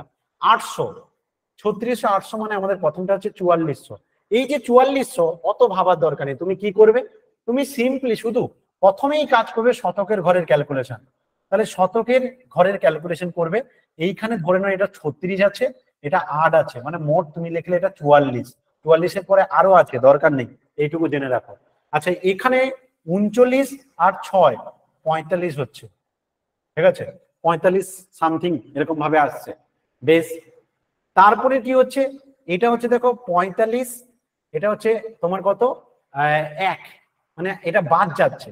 আচ্ছা তার আগে আরেকটা কথা বলে নি, এইটা যখন তুমি যোগ করবে, এটা যখন যোগ করবে, যোগ ফলে রেজাল্ট গুলো এখানে তোমাকে কোশ্চেন কিন্তু সেরকমই দেবে যাতে কাছাকাছি হয়, আনসার গুলো কাছাকাছি হয় সেটা কিন্তু দেবে, ঠিক আছে? তাহলে তুমি দুটো পদ্ধতির মধ্যে একটা পদ্ধতি এমন অ্যাপ্লাই করতে পারো, প্রথমে তোমার কাজ হচ্ছে শুধুমাত্র এই ক্যালকুলেশন গুলো যেটা আমি বললাম বড় ডিজিট গুলো সেটা করে নেওয়া। যেমন আমি বললাম এটা আমার 44, এখানে দেখলাম 39, 6 আমার 45, তারপর কত বাদ দিতে হবে না দিতে হবে পরে যাব, ঠিক আছে? এখানে দেখলাম 45 আর এটা 1, মানে এটা আমার 44 সামথিং হবে। তারপর এটা দেখো আমার দাঁড়াচ্ছে 46 আর 1, মানে এটাও আমার 45 সামথিং হবে। এই দাঁড়াচ্ছে আমার রহস্য, 4টে নাম্বারে, ঠিক আছে? এবার প্রশ্ন হচ্ছে কি এদের মধ্যে ছোটটা জানতে চাইছে, তাহলে আমি কার দিকে প্রথমে ফোকাস করব? যখন আমাকে ছোটটা জানতে চাইছে আমার কার দিকে প্রথম ফোকাস হবে? আমার প্রথম ফোকাস হবে অপশন সি এর দিকে। এবং আমি আরেকটা কথা বলে রাখি তোমাদেরকে ভালো করে মন দিয়ে, আমি বলছি না এটা আনসার, আরেকটা কথা যেটা আমি বলতে চাইছি ভালো করে শুনবে, তোমার যেটা কাজ হবে যখন কোনো প্রবলেম অপশন ধরে করার ব্যাপার থাকবে এই স্ট্র্যাটেজিটা ফলো করবে, অপশন সি, তারপর ডি, তারপর এ, তারপর বি। এই স্ট্র্যাটেজিটা ফলো করে কোনো অঙ্ক যদি অপশন ধরে করার ব্যাপার থাকে সব সময় এই স্ট্র্যাটেজিটা ফলো করার চেষ্টা করবে, প্রথমে অপশন সি, তারপর ডি, তারপর এ, তারপর বি। তাহলে কিন্তু দেখবে বেশিরভাগ ক্ষেত্রে টিচাররা চেষ্টা করে অপশন সি ডির মধ্যে আনসার দিতে, যেগুলো অপশন চেকিং অঙ্ক থাকে। আন্দাজেও যদি মারতে যাও, অপশন চেকিং যে প্রবলেম আছে সেটাকে যদি আন্দাজে মারতে যাও, একটু বুদ্ধি করে কাজে লাগাবে, অপশন সি ডিটা আগে রাখার চেষ্টা করবে। এটা কিন্তু বেশিরভাগ টিচারের মেন্টালিটি, সাইকোলজি, তোমরা সাইকোলজি পড়ছো তো, বাচ্চার সাইকোলজি বুঝছো, আমি তোমাকে টিচারের সাইকোলজি বললাম, যে যখনই কোনো একটা বড় মানে অপশন ধরে ধরে করার ব্যাপার থাকে তখন সি ডি এ বি এই স্ট্র্যাটেজিতে চেক করবে, আন্দাজে মারলে সিডির মধ্যে মারবে। এবার আসছে ক্যালকুলেশনের ব্যাপারটা, তুমি বলবে স্যার সিটেট এর কোশ্চেন পেপার বা এমন ক্যালকুলেশন দেখা যাবে যে পুরো কাছে কাছে কাছে কাছে হবে, তাহলে আমি ওরকম 3608 ভাবতে ভাবতে না আমি বেশি ডাউট করে ফেলবো, তার থেকে ভালো স্যার আমি পুরো ক্যালকুলেশন করব। সেটা যদিও করো তাহলে আমি তোমাকে কি বলবো না, যেগুলো আগে যোগ করার ব্যাপার সেটা আগে যোগ করবে। যেমন আমি অপশন সি দিয়ে শুরু করলাম, 45 মানে 4540, আমি যোগ যেটা আছে সেটা আগে করে নিলাম, এইটা আমি আগে করে নিলাম, তারপর 128 বাদ দিতে হবে, করে দিলাম। বাদ দেওয়ার নিয়ম এখনই শিখিয়েছি, 10 এটা লিখে দেবো 3, তাহলে 10 থেকে 8 বাদ দিলে 2, 3 থেকে 2 বার দিলে 1, 5 থেকে 1 বার দিলে 4, 4412 দাঁড়াচ্ছে। তোমার অপশন সি তে দাঁড়াচ্ছে 4412। সিম্পল যদি করো, এখানে যদি দেখো 4600, এই যে দুটো বিয়োগ আছে, এই দুটো বিয়োগ আছে, কিন্তু তুমি না একসাথে করতে যেও না। তোমরা অনেকে আছো ভুল করো, একটা একটা বাদ দিয়ে দাও। প্রথমে 4600 থেকে 150 বাদ দিয়ে দাও। তুমি মুখে মুখে করার চেষ্টা করবে, টাকার কথা ভাববে। টাকার হিসেব আমরা খুব ভালো পারি। 600 টাকা থেকে 150 টাকা বাদ দিলে 450 টাকা, 600 টাকা থেকে 150 টাকা বাদ দিলে 450 টাকা। এই হিসেবগুলো আমরা খুব ভালো পারি, ঠিক আছে? এবার যখন এইটুকু করে নিয়েছো, জানো এখান থেকে আর 29 টাকা বাদ যাবে, মানে 4421 টাকা হচ্ছে, তাই তো? 29 টাকা বাদ দিলে, তাহলে পুরো বাদ দেওয়ার দরকার নেই। তুমি ডি আর সি এর মধ্যে ভালো করে বুঝতে পারছো, সিটা হচ্ছে তোমার ভালো, মানে ছোট রেজাল্ট। আমাকে ছোটটা জানতে চাইছে, তাহলে আমি সিটা করে রাখলাম 4412। নিচেরটা আমার হচ্ছে কত আমি লিখে রাখছি তোমাদের সুবিধার্থে। নিচেরটা কত হয়েছিল? 4421। 4421 হয়েছিল। এবার দেখো উপরের গুলোতে কেমন হচ্ছে, দেখো উপরের গুলোতে করতে যাই। দেখো উপরেরটা যদি করতে যাই, 3900 আর 600 মিলে 4500, 4500 আর 55 আর 1 মিলে 4500 পরে 56 হচ্ছে, মানে 4556। কেমন করছি দেখো, 3900 যেটা 3955 আছে, আমি সেটা বলছি 3900, আর যেটা 601 আছে সেটা বলছি 600। তো 39 আর 6 মিলে 4500, 55 আর 1 মিলে 56, তো 4556। ক্যালকুলেশনটা এমন করছি যে 4556 আমাদের বোঝার সুবিধার্থে। সেখান থেকে যদি তুমি 80 বাদ দাও, তাহলে 6 দাঁড়ালো, 15 থেকে 8 বাদ দিলে 7, এটা দাঁড়িয়ে গেল 4, 4400। দেখো বেশি রেজাল্ট, তুমি অনেক বেশি রেজাল্ট পেয়ে যাচ্ছ।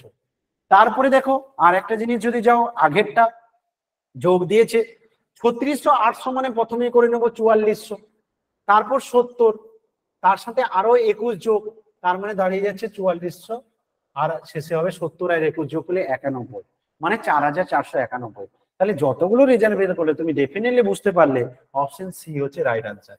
এবার আমি যে গল্পটা বলার চেষ্টা করছিলাম সেটা এবার বলছি, একটু মন দিয়ে শোনো। আমি সিম্পল ক্যালকুলেশন করে দেখালাম যে প্রত্যেকটা ক্যালকুলেশন করলে কি হলো।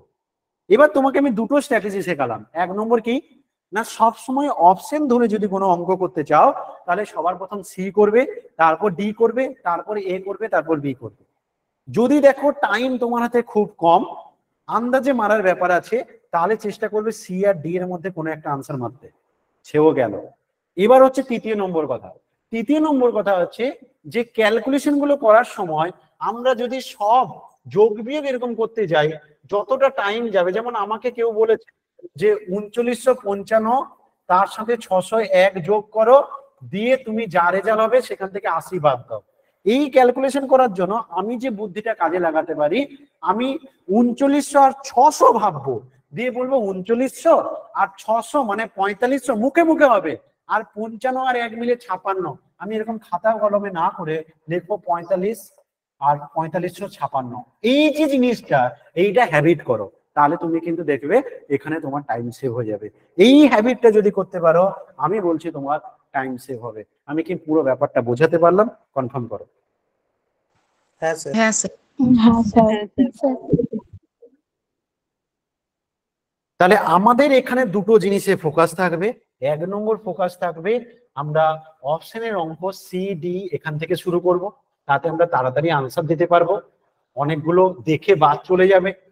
এবার বেশিরভাগ ক্ষেত্রে স্টুডেন্টদের মেন্টালিটিতে থাকে যেটা, উপরটা তো সব যোগ দিয়েছে, এটা হতে পারে না, এরকম কিন্তু ভাববে না। অনেক সময় কি করে জানো তো, সিটেটে বুদ্ধি করে যোগ করতে দেয়, কিন্তু রেজাল্ট গুলো ছোট ছোট দিয়ে দেয়। এই জন্য আমি বলি কি, তুমি এই বড় বড় রেজাল্ট গুলোকে যদি একসাথে ক্যালকুলেট করে নিতে পারো, তাহলে কিন্তু তোমার ক্যালকুলেশনটা অনেক ইজি হয়ে যাবে, টাইম সেভ হবে। এইটা করে বাড়িতে প্র্যাকটিস করবে, দেখবে তোমার অনেক উপকার হবে। পরের একটা প্রবলেমে যাচ্ছি, ভালো করে মন দিয়ে শুনবে কি বলছে শোনো। তোমাকে বলছে 0.04 এর সাথে 0.35 গুণ করবে, দিয়ে তুমি তাকে 7 দিয়ে ভাগ করবে, দিয়ে তুমি 5 দিয়ে গুণ করবে। ঠিক আছে? বেশিরভাগ স্টুডেন্ট কি ভুল করে এই যোগ বিয়োগ গুণ ভাগ করতে গিয়ে, আমি তোমাকে আগে স্ট্র্যাটেজি শেখাচ্ছি, মন দিয়ে শুনবে। যখনই কোনো অঙ্কে দেখবে ভাগ দেওয়া আছে, তোমার প্রথম কাজ হবে ভাগটাকে মুছে দেবে, মুছে দিয়ে ভাগের পরিবর্তে গুণ লিখবে, দিয়ে তারপরে ঠিক যে সংখ্যাটা আছে তাকে উল্টে লিখে দেবে, মানে 1/, করে দেবে। এই বুদ্ধিটা অলওয়েজ ব্যবহার করবে। কোনো অঙ্কে যদি তুমি দেখো যা দিয়েছে, যেখানে ভাগ দেখতে পাবে, প্রথমে কি করবে, তাকে ভাগটাকে গুণ লিখবে, তারপরে ঠিক যে সংখ্যাটা দেয়া থাকবে তাকে বাই করে লিখবে। এইটুকু কাজটা সবার প্রথম তুমি খাতায় তোলার সময়, মানে কোশ্চেন এটা তোলার দরকার নেই, অযথা টাইম নষ্ট। এই কোশ্চেন থেকে ডিরেক্ট তুমি পরীক্ষা হলে খাতায় এই নিচের লাইনটা লিখবে, আমি যেটা লিখলাম। আমি কি এটা বোঝাতে পারলাম? কনফার্ম করো। এইটুকু বোঝাতে পেরেছি? যেখানে ভাগ দেখবো, যেখানে ভাগ দেখবো তাকে বলবো যা যা উড়ে যা, তোর পাখি, তুই তোর পাখির কাছে চলে যা, তোর পরিবর্তে এখানে অন্য কাউকে নেব। কাকে নেব? ভাগকে উড়িয়ে দিয়ে সেখানে গুণ বসাবো, এবং ঠিক তারপরে যে সংখ্যাটা থাকবে তাকে বাইতে লিখবো, 1/, করে দেব। আর কিচ্ছু করতে হবে না। এবার আমাদের কাটাকাটি করার পালা। কাটাকাটি করার আগে রহস্য আছে। কি রহস্য আছে? দশমিকের গল্প আছে। তোমার প্রথম কাজ হচ্ছে, দেখো গুণ করলে কি হয়, যতগুলো দশমিক আছে ততগুলো দশমিক, এই দশমিকের সংখ্যা কিন্তু বেড়ে যেতে থাকে। মানে দশমিকটা দুটো দুটো মিলে গুণ করলে 4টে হয়ে যায়। যেমন তোমাকে কেউ বললো, বাবু তুমি 0.02 সাথে 0.03 গুণ করো, তুমি নর্মালি 2 3 6 করে দিলে, কিন্তু তোমার দশমিক কোথায় বসবে না, এর 2 ঘর এর 2 ঘর মিলে মোট 4 ঘর আগে বসবে। তাই তোমাকে আগে 3টে শূন্য দিতে হবে, দিয়ে লিখতে হবে 0.0006, এটা বলতে হবে। এখানেও তেমনি তোমার প্রথম কাজ, দশমিকের কথা ভুলে যাও। তুমি ভাববে যে তোমার যেটা আনসার হবে সেটা দশমিক বসবে 4 ঘর আগে, এইটা তুমি আগে মাথায় সেট করে নিলে, দিয়ে দশমিকের কথা ভুলে যাও।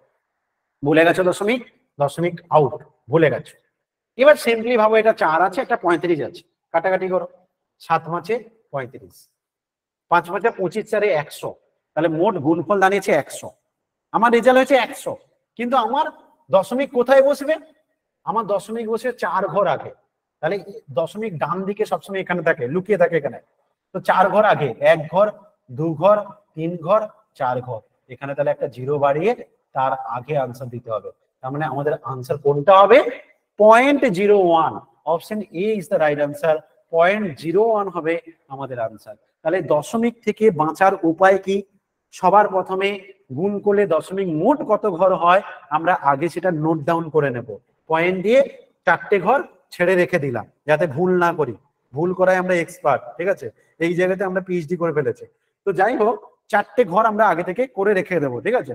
এবার হচ্ছে সিম্পলি ওটাকে তুলে দিয়ে কাটাকাটি যেমন যা করতে হয় ক্যালকুলেশন করে মোট করে নেব।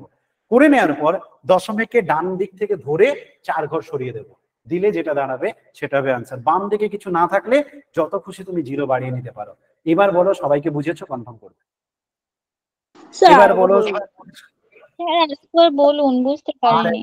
স্যার দশমিক জায়গাটা একটু বলুন, দশমিকের ওই ঘরটা ছড়ানোটা। আরেকবার বলছি, আরেকবার বলছি, বলুন আরেকবার। মিউট করো, আরেকবার বলছি, মন দিয়ে শোনো। তোমার প্রথম কাজ হচ্ছে, প্রথম লাইন কি করবে পরীক্ষা হলে, যেখানে ভাগ দেখবে তাকে পাঠিয়ে দেবে তার শ্বশুর বাড়ি, দিয়ে তার পরিবর্তে গুণ লিখে দেবে। তাহলে 0.04 0.35, তারপর ভাগ আছে, ভাগের পরিবর্তে গুণ লিখবে, তারপরে যে সংখ্যাটা থাকবে তাকে 1/, করে দেবে। এইটুকু আগে বুঝে গেছো তো? কারণ ডাউন নিয়ে আশা করি, বলো। ওকে, এবার হচ্ছে কি, আমরা এটা 2 ঘর আগে দশমিক আছে, পরেরটাও 2 ঘর আগে আছে, তাহলে গুণ করলে মোট কত ঘর আগে দশমিক হবে? 4টে ঘর আগে। 2 2 4টে ঘর, 4টে ঘর আগে দশমিক হবে। তাই আমি এরকম ভাবে 4 ঘর বানিয়ে নিলাম, এরকম ভাবে লিখে নিলাম, আমার আনসারটা এরকম হবে, ঠিক আছে? এবার দশমিকটাকে তুলে দাও, কারণ দশমিক তুমি ক্যালকুলেট করে নিয়েছো অলরেডি, ভাবো আর দশমিক নেই। এবার বলো, নর্মালি ক্যালকুলেশন করো। নর্মাল ক্যালকুলেশন করলে কত দাঁড়াচ্ছে? 100 সেঞ্চুরি। 7 5 35, হ্যাঁ ভাগ কাটতে 5 5 25, 4 100, টোটাল দাঁড়াচ্ছে 100, রাইট? তাহলে তুমি এসে এখানে যে ঘরগুলো রেখেছিলে সেখানে এসে 100 বসিয়ে দাও। একটা ঘর কম পড়ে যাচ্ছে, কিছু নেই, তাহলে সেখানে আমি শূন্য বসিয়ে দিতে পারি। আমি কি বোঝাতে পারলাম? দেখো, তুমি 100 নিশ্চয়ই ডান দিকে একটা শূন্য দিয়ে 1000 বার করে দিতে পারবে না। এই ডান দিকে একটা শূন্যর বিশাল ভূমিকা আছে, দশমিক যদি না থাকে, ঠিক আছে? তো তুমি এরকম ভাবে করে নিতে পারবে না। যেমন তুমি আমাকে, আমি বললাম যে তোমাকে আমি একটা 10 টাকা দেবো, তুমি আমাকে 5টা 100 টাকা দাও, তুমি নিশ্চয়ই দেবে না, ঠিক আছে? তো এখানে যে বক্তব্যটা আমার, যে তোমার যা ক্যালকুলেশন বেরোচ্ছে, তুমি যে 4টে ঘর করেছো সেখানে একক দশক শতকে বসিয়ে দাও, কারণ তখন দশমিকের কোনো গল্প নেই, দশমিক আমরা আগে থেকে করে নিয়েছি। এবার মোট 4 ঘর আগে দশমিক বসবে, তাই বাম দিকে একটা শূন্য বসিয়ে তার আগে দশমিক বসবে। এবার বুঝেছো? এবার ডান দিকে যেহেতু এই শূন্য লেখা না লেখা সমান, তাই 0.01 হচ্ছে রাইট আনসার। স্যার ওই একের পরে শূন্যগুলো লিখেছিলাম, আপনি লিখে ওগুলো বললেন। মানে দশমিক যেমন দেখো, ধরো 0.5, 0.50, 0.500, এদের মধ্যে পার্থক্য কি? পরীক্ষাতে না কোশ্চেন এরকম আসে জানো, ইন্টারভিউতে তোমাকে জিজ্ঞাসা করলো, তোমাকে বললো আচ্ছা বলো তো 0.5 আর 0.50 মধ্যে কি পার্থক্য আছে।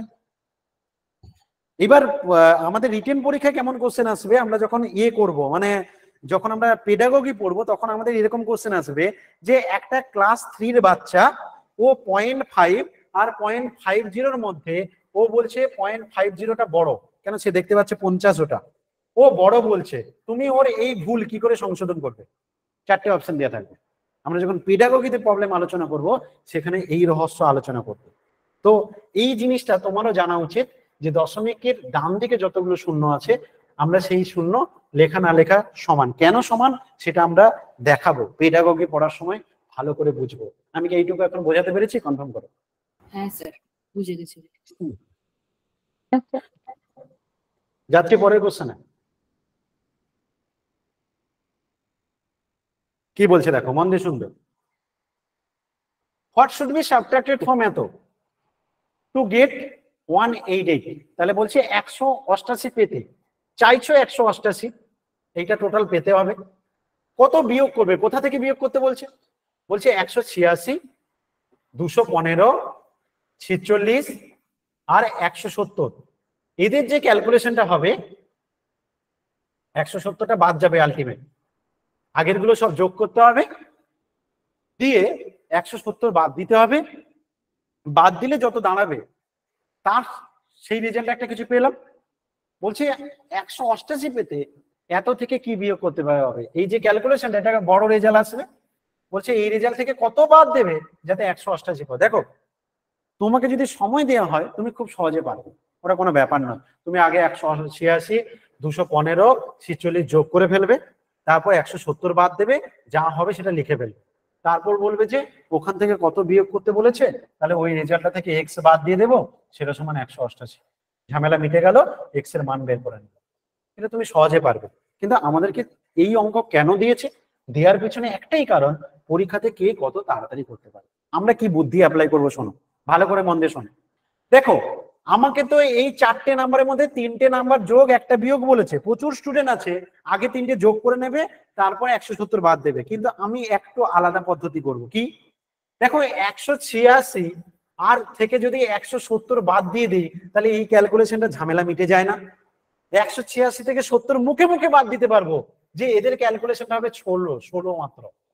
তাহলে 215, 16 আর 46 যোগ করা আমার ক্ষেত্রে অনেক ইজি। 215, 45 মানে 260, আর 1 261, 16 মানে 277, তাহলে আমি পেয়ে গেলাম 277। মুখে মুখেও করতে পারছি। 215, 46 আর 16 যোগ করলে 46, 6 52, 62, তাহলে 215 আর 62 মানে 277। আমি দেখো ইজিলি পারলাম। আর আমার 188, 277 আর 188 মধ্যে পার্থক্যটা জানতে চাইছে। পার্থক্য কেন বলছি? কারণ কোশ্চেনে বলছে 188 তোমাকে পেতে হবে, 277 থেকে তুমি কত বিয়োগ করবে যাতে 188 পাও। তাহলে 277 থেকে অপশনে যেটা আছে সেটা কোনো একটা অপশন হবে যেটা বিয়োগ করলে 188। যেমন কেউ ধরো তোমাকে বললো 277 থেকে কত বিয়োগ করবে যাতে 188 পাও। যেমন এই কথাটা বলা হয়, আমি যদি উল্টে এমন লিখি 277 থেকে 188 বাদ দিলে যা পাবো সেটাই আমাদের কোশ্চেন, মানে মাইনাস এক্সটা ওদিকে গেলে প্লাস এক্স হয়ে যায়, 188 এদিকে গেলে মাইনাস হয়ে যায়। তাহলে সোজা কথা, 277 থেকে 188 বাদ দিলে যেটা হবে সেটাই হবে আমার আনসার। আর বাদ দিয়ে এখনই শিখে গেছি, লাস্টেরটাকে লিখি 17, 17 থেকে 8 বাদ দিলে 9, তার আগেরটা 6, 16, 16 থেকে 8 বাদ দিলে 8, আর এটা কত থাকছে গো? এটা 1 1 2 1 দিয়ে দিয়েছে মানে 1, তাহলে আমার কাছে থাকছে 89। তো তো আমাদের সঠিক আনসার কত হবে? 89। অপশন এ হচ্ছে রাইট আনসার। কে বুঝতে পারোনি বলো, মাইক্রোফোন অন করে। বুঝেছো? কনফার্ম করো। এমনকি কোন জায়গাটা বলবো বলো, কোন জায়গাটা আরেকবার বলবো? স্যার বলো। বলছিলাম 186 থেকে 170 বাদ দিলাম, দিয়ে ওইটা 16 হলো, তারপর পর কথাটা একটু বলুন। হ্যাঁ, আমি এই জায়গাটা বলছি, তাহলে মন দিয়ে শোনো। আরেকবার রিপিট করছি মন দিয়ে, এবার কিন্তু একদম স্টেডি হয়ে, নাহলে জল ঢেলে দেবো গিয়ে আমি। ঠিক আছে, মন দিয়ে কিন্তু। তোমাকে কি বলছে? What should be subtracted from এত এত এত টু গেট 180। 188 পেতে চাই, ওই রেজাল্ট থেকে কত আমাকে সাবট্রাক্ট করতে হবে। তাহলে সবার প্রথম আমি ওই রেজাল্টটার কথা ভাবছি। কি কি দিয়েছে তুমি এরকম নিচে নিচে লিখবে, তোমার সুবিধা হবে।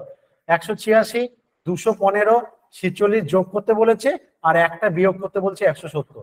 এই ক্যালকুলেশনটা করার সময় বুদ্ধিমানের কাজ, একটা বিয়োগ বলেছে আর একটা যোগ বলেছে, এই ক্যালকুলেশন করাটা ইজি।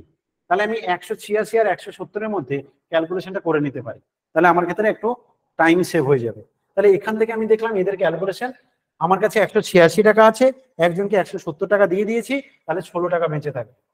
16 টাকা বেঁচে থাকলো। 245 টাকা, 46 টাকা আর 16 টাকা। 46 টাকার সাথে 16 টাকা যোগ করলে কত হয়? 46, 10, 56, 6 62, তাহলে 62 হয়ে গেল। 215-র সাথে 62 যোগ করলে কত হয়? মোট দাঁড়ালো 277। এটা বুঝেছো? কনফার্ম করো। এইটা বুঝেছো?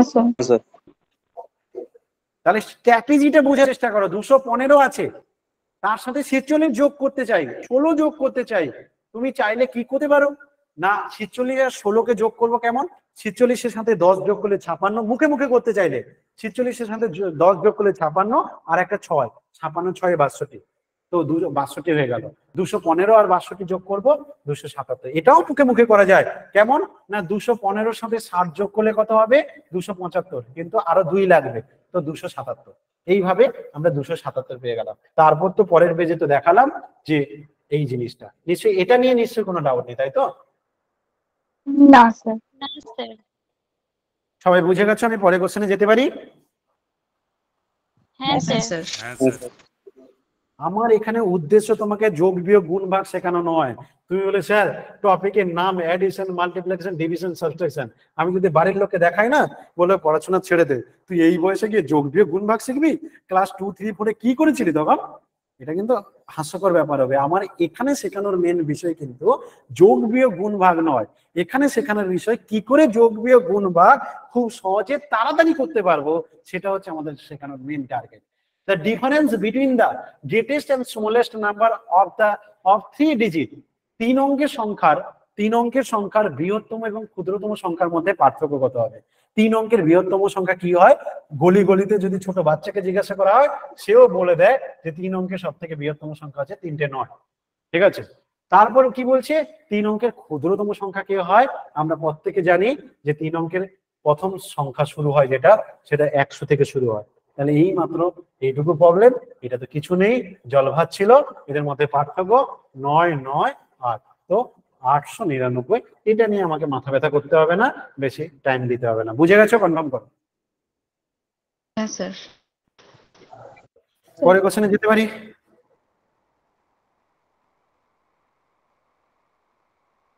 আচ্ছা, ভিডিও বন্ধ করতে অসুবিধা হচ্ছে না তো? বোঝা যাচ্ছে তো সব ঠিকঠাক? না স্যার, বোঝা যাচ্ছে। ওকে ওকে, ঠিক আছে। অ্যাকচুয়ালি কি বলতো, ভিডিওটা অফ রাখলে একটাই সুবিধা, সেটা হচ্ছে নেটটা মানে তোমাদের নেটটা কম যাবে, দুটো ক্লাস পর যেতে থাকবে। আর একটা হচ্ছে রেকর্ডিং ক্লাসটাও আমাদের মানে এমবিটা কম নেবে আর কি, ওই জন্যই করা। আর ভিডিও অন থাকলে ভিডিওর দিকে চোখ চলে যায়। হ্যাঁ হ্যাঁ হ্যাঁ, সেটা একটা ব্যাপার থাকে। তবে ভিডিওটা অন একমাত্র আমি সেদিনই করব যখন ওই পেডাগগির কিছু ইম্পর্টেন্ট জিনিস করব, ঠিক আছে? না হলে কিন্তু ওইটা বন্ধ রেখে এরকম করার চেষ্টা করবো, তাতে তোমাদেরই লাভ হবে। এবং রেকর্ডিং ক্লাসটা আর অ্যাপে প্রবলেম হবে না। অ্যাপে একটা রেকর্ডিং ক্লাসে প্রবলেম হচ্ছে মাঝে মানে যখনই আমি ভিডিও আপলোড করছি তার 2 ঘন্টা পরে হ্যাং করে যাচ্ছে। না হলে এমনি দিব্যি চলছে, এখন তুমি চালাও, অন্য সময় চালাও, সুন্দর চলছে। কি বলছে দেখো, ডিভাইড, মন দিয়ে শুনবে। প্রচুর স্টুডেন্টকে এরকম ভাবে, যেখানে রাস্তায় অনেক সময় জিজ্ঞাসা করে কাউকে, তুমি বলবে আচ্ছা তোমার কাছে 40 টাকা আছে, তুমি তার হাফ দিয়ে ভাগ করে দাও, তাহলে কত হবে? এরকম কোশ্চেনটা করবে যে 40 টাকা তোমার কাছে আছে, হাফ দিয়ে ভাগ করে দাও, কত হবে? বেশিরভাগ স্টুডেন্ট আনসার দেবে 20, বেশিরভাগ জন আনসার দেবে 20। 40কে হাফ দিয়ে ভাগ করতে বললে বেশিরভাগ জন আনসার দেবে 20, কিন্তু না, 40কে হাফ দিয়ে ভাগ করতে বলা হচ্ছে, মানে সেটাকে আমি কি বলেছি, ভাগ মানে তাকে গুণ করে উল্টে দেবে। ভাগ যখনই দেখতে পাবে 40কে, এখানে যেমন বলছে 26কে হাফ দ্বারা ভাগ করো, এইটা বলেছে তো, এই মিউট করো, কে অন করে রেখেছো, 26কে হাফ দ্বারা ভাগ করো, এইটা বলেছে তো। তোমাকে কি শিখিয়েছি, যে 26কে হাফ দ্বারা ভাগ করো দিয়ে 30 যোগ করো, এইটা কোশ্চেন দিয়েছে, তোমাকে আমি শিখিয়ে দিয়েছি। কি শিখিয়েছি, যেখানে ভাগ দেখবে তাকে শ্বশুর বাড়ি পাঠিয়ে পরের সংখ্যাটাকে উল্টে দেবে। তাহলে হাফ উল্টে গেলে কি হয়ে যাবে, হাফ উল্টে গেলে 2 হয়ে যাবে, তার সাথে 30 যোগ। তাহলে বাম দিক থেকে ক্যালকুলেশন করা হয় বদমাস রুল। বদমাস রুলে কি বলা হয়, সবসময় প্রথমত বাম দিক থেকে ক্যালকুলেশন করবে। প্রথমে ব্র্যাকেটের কাজ, আমি অঙ্ক দেখাবো, যখন আসবে দেখাবো। Bracket of division, multiplication, addition, subtraction, মানে গুণ ভাগের কাজটা আগে হয়। তাই ভুল করে তুমি 30 আর 2 আগে যোগ করো না, আগে গুণ ভাগের কাজ হয়। তাই 26 দুনে 52, 52 আর 30। আচ্ছা এখানে কি আছে, এখানে কি বলেছিল, ও ফলাফল থেকে সেটা বিয়োগ করার ব্যাপার আছে, ঠিক আছে। তাহলে আমি আরেকবার লিখে দিচ্ছি, আমি লাস্ট লাইনটা লিখিনি তাই একটু প্রবলেম, আমি পুরোটা আরেকবার লিখে নিচ্ছি, একটু মন দিয়ে শোনো। কোশ্চেনে বলছে 26কে হাফ দ্বারা ভাগ করো, তাহলে লিখবো এরকম ভাবে, 26 ভাগের সাইন দিয়ে হাফ, তারপর বলছে এবং 30 যোগ করো, 30 যোগ করো, এবং ফলাফল থেকে 35 বিয়োগ করো, এই রেজাল্ট থেকে 35 বিয়োগ করো, দিলে আপনি কি পাবে। দেখো কত বুদ্ধির কাজ করব আমরা। 30 আর 35 এর ক্যালকুলেশন করে নিতে পারি। 30 আর 35 এর ক্যালকুলেশন কত হবে, -5। এখানের ক্যালকুলেশন আমি একটু আগে শিখিয়ে দিয়েছি, কি না, ভাগের জায়গায় গুণ করে উল্টে লিখে দেবো। তাহলে এটা দাঁড়ালো 52, এখানে দাঁড়ালো -5, তাহলে 52 থেকে 5 বাদ দিলে কত হবে, 47 হবে রাইট আনসার। কোন স্টুডেন্ট যদি মনে করে স্যার আমি বুঝতে পারলাম না, সে কি করবে, সে প্রথমে করবে 52, তারপর 30 লিখবে, তারপর 35 লিখবে। তুমি যদি বাচ্চা হও খুব, তাহলে 52 আর 30কে যোগ করে 82 বলবে, তারপর সেখান থেকে 35 বাদ দিয়ে আনসার বলবে 47। আর যদি তুমি মোটামুটি আইডিয়া বুঝে গেছো, তাহলে 3টে নাম্বার আছে, একটা হচ্ছে 52, একটা আছে 30, আর একটা আছে 35। আমি একটু আগে যে স্ট্র্যাটেজি শেখালাম, যে একটা যোগ একটা যদি বিয়োগ থাকে, তুমি সেখানে ক্যালকুলেশন করে কমিয়ে নিতে পারো। তাহলে 30 আর 35 এর মধ্যে -5 করে নিলাম, কারণ 35টা যেহেতু বড়, যে সংখ্যা বড় তার সাইনটাই ব্যবহার হবে। তাহলে একটা প্লাস একটা মাইনাস দুজনের মধ্যে বিয়োগ হলো, যে সংখ্যা বড় তার সাইন হলো। তাই 30 35 থেকে -5 পেলাম, আগে ছিল 52, দাঁড়িয়ে গেল 47। বুঝেছো, কনফার্ম করো। এই কেউ একজন মাইক্রোফোন অন করছে। হ্যাঁ বলো, বলো কি বলতে চাইছো, হ্যাঁ বলো। আগের কাজটা আগে করা যাবে না, তা বলছি। আগেরটা ভাগেরটা আগে করা যাবে না, মানে 26কে ওই হাফ দিয়ে ভাগ করা যাবে না আগে? হ্যাঁ, সবসময় ভাগ আর গুণের কাজ আগে হবে, ঠিক আছে। ভাগ আর গুণের কাজটা সর্বদা আগে হবে। আর আমার এই স্ট্র্যাটেজিটা ফলো করবে, জীবনে ভুল হবে না। কি, যেখানে ভাগ থাকবে তাকে গুণ লিখে তারপরে যে নাম্বারটা থাকবে তাকে উল্টে দেবে। বোঝাতে পারলাম স্যার? বলছিলাম যে 26কে যদি হাফ দ্বারা ভাগ করা হয় তাহলে তো 13 থাকছে না। তুমি তো সেই শোনো শোনো শোনো, মন দিয়ে শোনো, এই ভুলটা তো সবাই করে, তুমি তো সেই ভুলটাই করছো। 26কে তুমি হাফ দিয়ে ভাগ করছো, তো 26কে যদি হাফ দিয়ে ভাগ করো তাহলে এরকম উল্টে যাবে না, বুঝলে? হ্যাঁ স্যার। 26কে 2 দিয়ে ভাগ করতে বলিনি, 26কে হাফ দিয়ে, বুঝলে? হ্যাঁ স্যার, বুঝতে পেরেছি। এই ভুলটা করার জন্যই পরীক্ষায় এই কোশ্চেনটা দিয়েছে। তোমার ভুলটা বাস্তব ভুল, এটাই বেশিরভাগ স্টুডেন্ট করে। মানে তোমার এটা কোনো ভাবার দরকার নেই যে স্যার আমি এই ভুলটা করে ফেললাম, লোকে কি ভাববে, এরকম কিছু ভাবার দরকার নেই। এটা বেশিরভাগ স্টুডেন্ট এটাই করবে, যদিও তুমি ভাবছো না, আমি জানি ভালো করে। আচ্ছা পরের কোশ্চেনে যাই।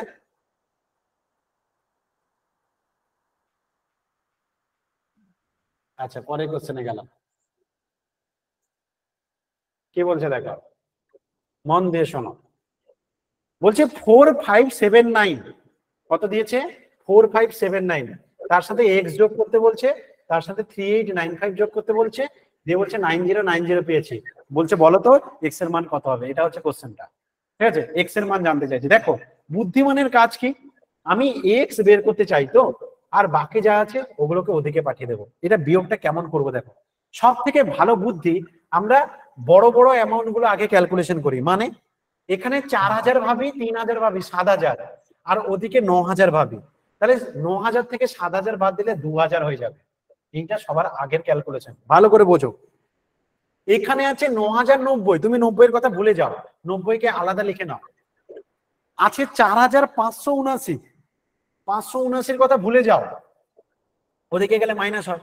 আছে 889, তার কথাও 895, তার কথাও ভুলে যাও, এটাও মাইনাস হবে ওদিকে গেলে। এই জায়গাটা আমি প্রথমে ভুলে যেতে বলছি। আমি বলছি নর্মালি বড় সংখ্যাটার ক্যালকুলেশন করে নাও। 4000 3000 যোগ করলে এদিকে 7000 হয়, ওদিকে আছে 9000, তাহলে 9000 থেকে 7000 বাদ দিলে অ্যামাউন্ট দাঁড়ায় 2000। এইটুকু কথা থেকে বুঝেছো? একটু কনফার্ম করো। এইটুকু কথা থেকে বুঝেছো? একটু কনফার্ম করো। একবার বলুন তো। তোমার বাম দিকে আছে একটা 4000 টাকা, একটা 3000 টাকা, মোট 7000 টাকা। ডান দিকে আছে 9000 টাকা। তুমি হাজারের কথা ভাবো, ছোট ছোট সংখ্যা তুমি দান করে দাও, দিয়ে দাও লোককে, ঠিক আছে? তুমি বড় বড় সংখ্যা ভাবো, যে 4000 সামথিং ভাবো 4000, 3000 সামথিং ভাবো 3000, ওদিকে 9000 সামথিং ভাবো 9000। তাহলে দেখো 7000 টাকা যদি ওদিকে যায়, তাহলে 9000 থেকে 7000 বাদ দিলে 2000 হবে। তো এটুকু বুঝেছো? হ্যাঁ স্যার এবার বুঝছি। এবার তুমি কি করছো, ছোট ছোট গুলো ক্যালকুলেশন করে নাও। মানে ওদিকে 90 টাকা ছিল যোগ এটা, আর ওগুলো সব মাইনাস হয়ে যাবে। তাহলে 2090 টাকা থেকে আমাকে বাদ দিতে হবে কত? এই দুটোর বিয়োগ, এই দুটোর যোগফল, এই দুটো মাইনাসের রেজাল্ট। তুমি চাইলে এই দুটো একসাথে যোগ করে বিয়োগ করতে পারো, ঠিক আছে? এইটা করলে যেটা হবে তোমার আনসার তাই জানতে চাইছে। মানে সোজা কথা 2090 থেকে 500 800 1300 আরো কিছু রেজাল্ট আছে, ওরকম সামথিং একটা বাদ দিতে বলছে। প্রথমত তুমি বুঝে গেছো এই যে 6000 দিয়ে রেজাল্ট, এ তো জীবনে হবে না, কারণ 2000 থেকে এগুলো আরো বাদ যাবে। তুমি ক্যালকুলেশন করে নিতে পারো। তুমি যদি অত ঝামেলা না করে ক্যালকুলেশন করে নিতে পারো, কি করবে যে 579 895 আর 2090, তাই তো? 2090 আছে, এদিকে আছে মাইনাসে কে কে আছে? 579, আর একটা কে আছে? 895। 895। অনেক পদ্ধতি করা যায়, আমি সেগুলো নিলাম না। এই দুটো মাইনাস হয়, মাইনাস মানে দুটোই মাইনাস, দুটো একই, তাই এদেরকে আগে যোগ করে নিয়ে মাইনাস সাইন বসিয়ে দেবো। 9 5 এত, হাতে 1 থাকলো 17, হাতে 1 থাকলো, তাহলে এত মাইনাস হবে। শিখে গেছি। 10 থেকে 4 বাদ দেবো, এটা 8 হয়ে যাবে। 10 থেকে 4 বাদ দিলে 6, 9টা কেটে 8 হয়ে যাবে। 8 থেকে 7 বাদ দিলে 1, আবার এটা 10 হয়ে যাবে। 10 থেকে 4 বাদ দিলে 6, আগেরটা হয়ে যাবে 1, 616 হচ্ছে রাইট অ্যান্সার। তুমি এরকমও করতে পারো। তুমি যদি মনে করো স্যার দরকার নেই, আমি একদমই অত খুচো ভাববো না, মন দিয়ে শোনো আগে আমার কথা। যে যেমন অ্যাপ্লাই করতে পারো বাবা, তোমার যেখানে মনে হবে ফার্স্ট হবে তুমি সেটাই করবে। মোটেও যে আমি যেটা বলবো সেটাই করতে হবে এমন কোনো কথা নেই। তোমার যেটাই ফার্স্ট হবে তুমি সেটাই করবে। তুমি এমনও করতে পারো 9090 আছে, তুমি মনে করলে যে না আমি এই দিকে দুটোকে আগে যোগ করে নেব। 4579 আছে, তারপরে আছে 3895, আমি এই দিকটা আগে যোগ করে নিই। 9 5 14, হাতে 1, 9 7 16 1 17, 17 7 হাতে 1, 8 5 13 হাতে 1, এত। এবার তুমি গিয়ে সিম্পলি এটা ডান দিকে গিয়ে বাদ দিয়ে দাও। তোমার যদি মনে হয় এটা বেশ, তুমি এটাই করো, আমি একদম আপত্তি করছি না।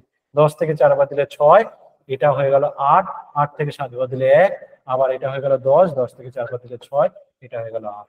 তোমার যদি এটা সুবিধা হয় এটাই করো, এই দুটোকে যোগ করো, ওটা বাদ দাও, আমার কোনো আপত্তি নেই। তোমার যেটা ইচ্ছে দুটোর মধ্যে করতে পারো, তোমার যেখানে টাইম সেভ হবে তুমি সেটাই। বুঝে গেছো? কনফার্ম করো।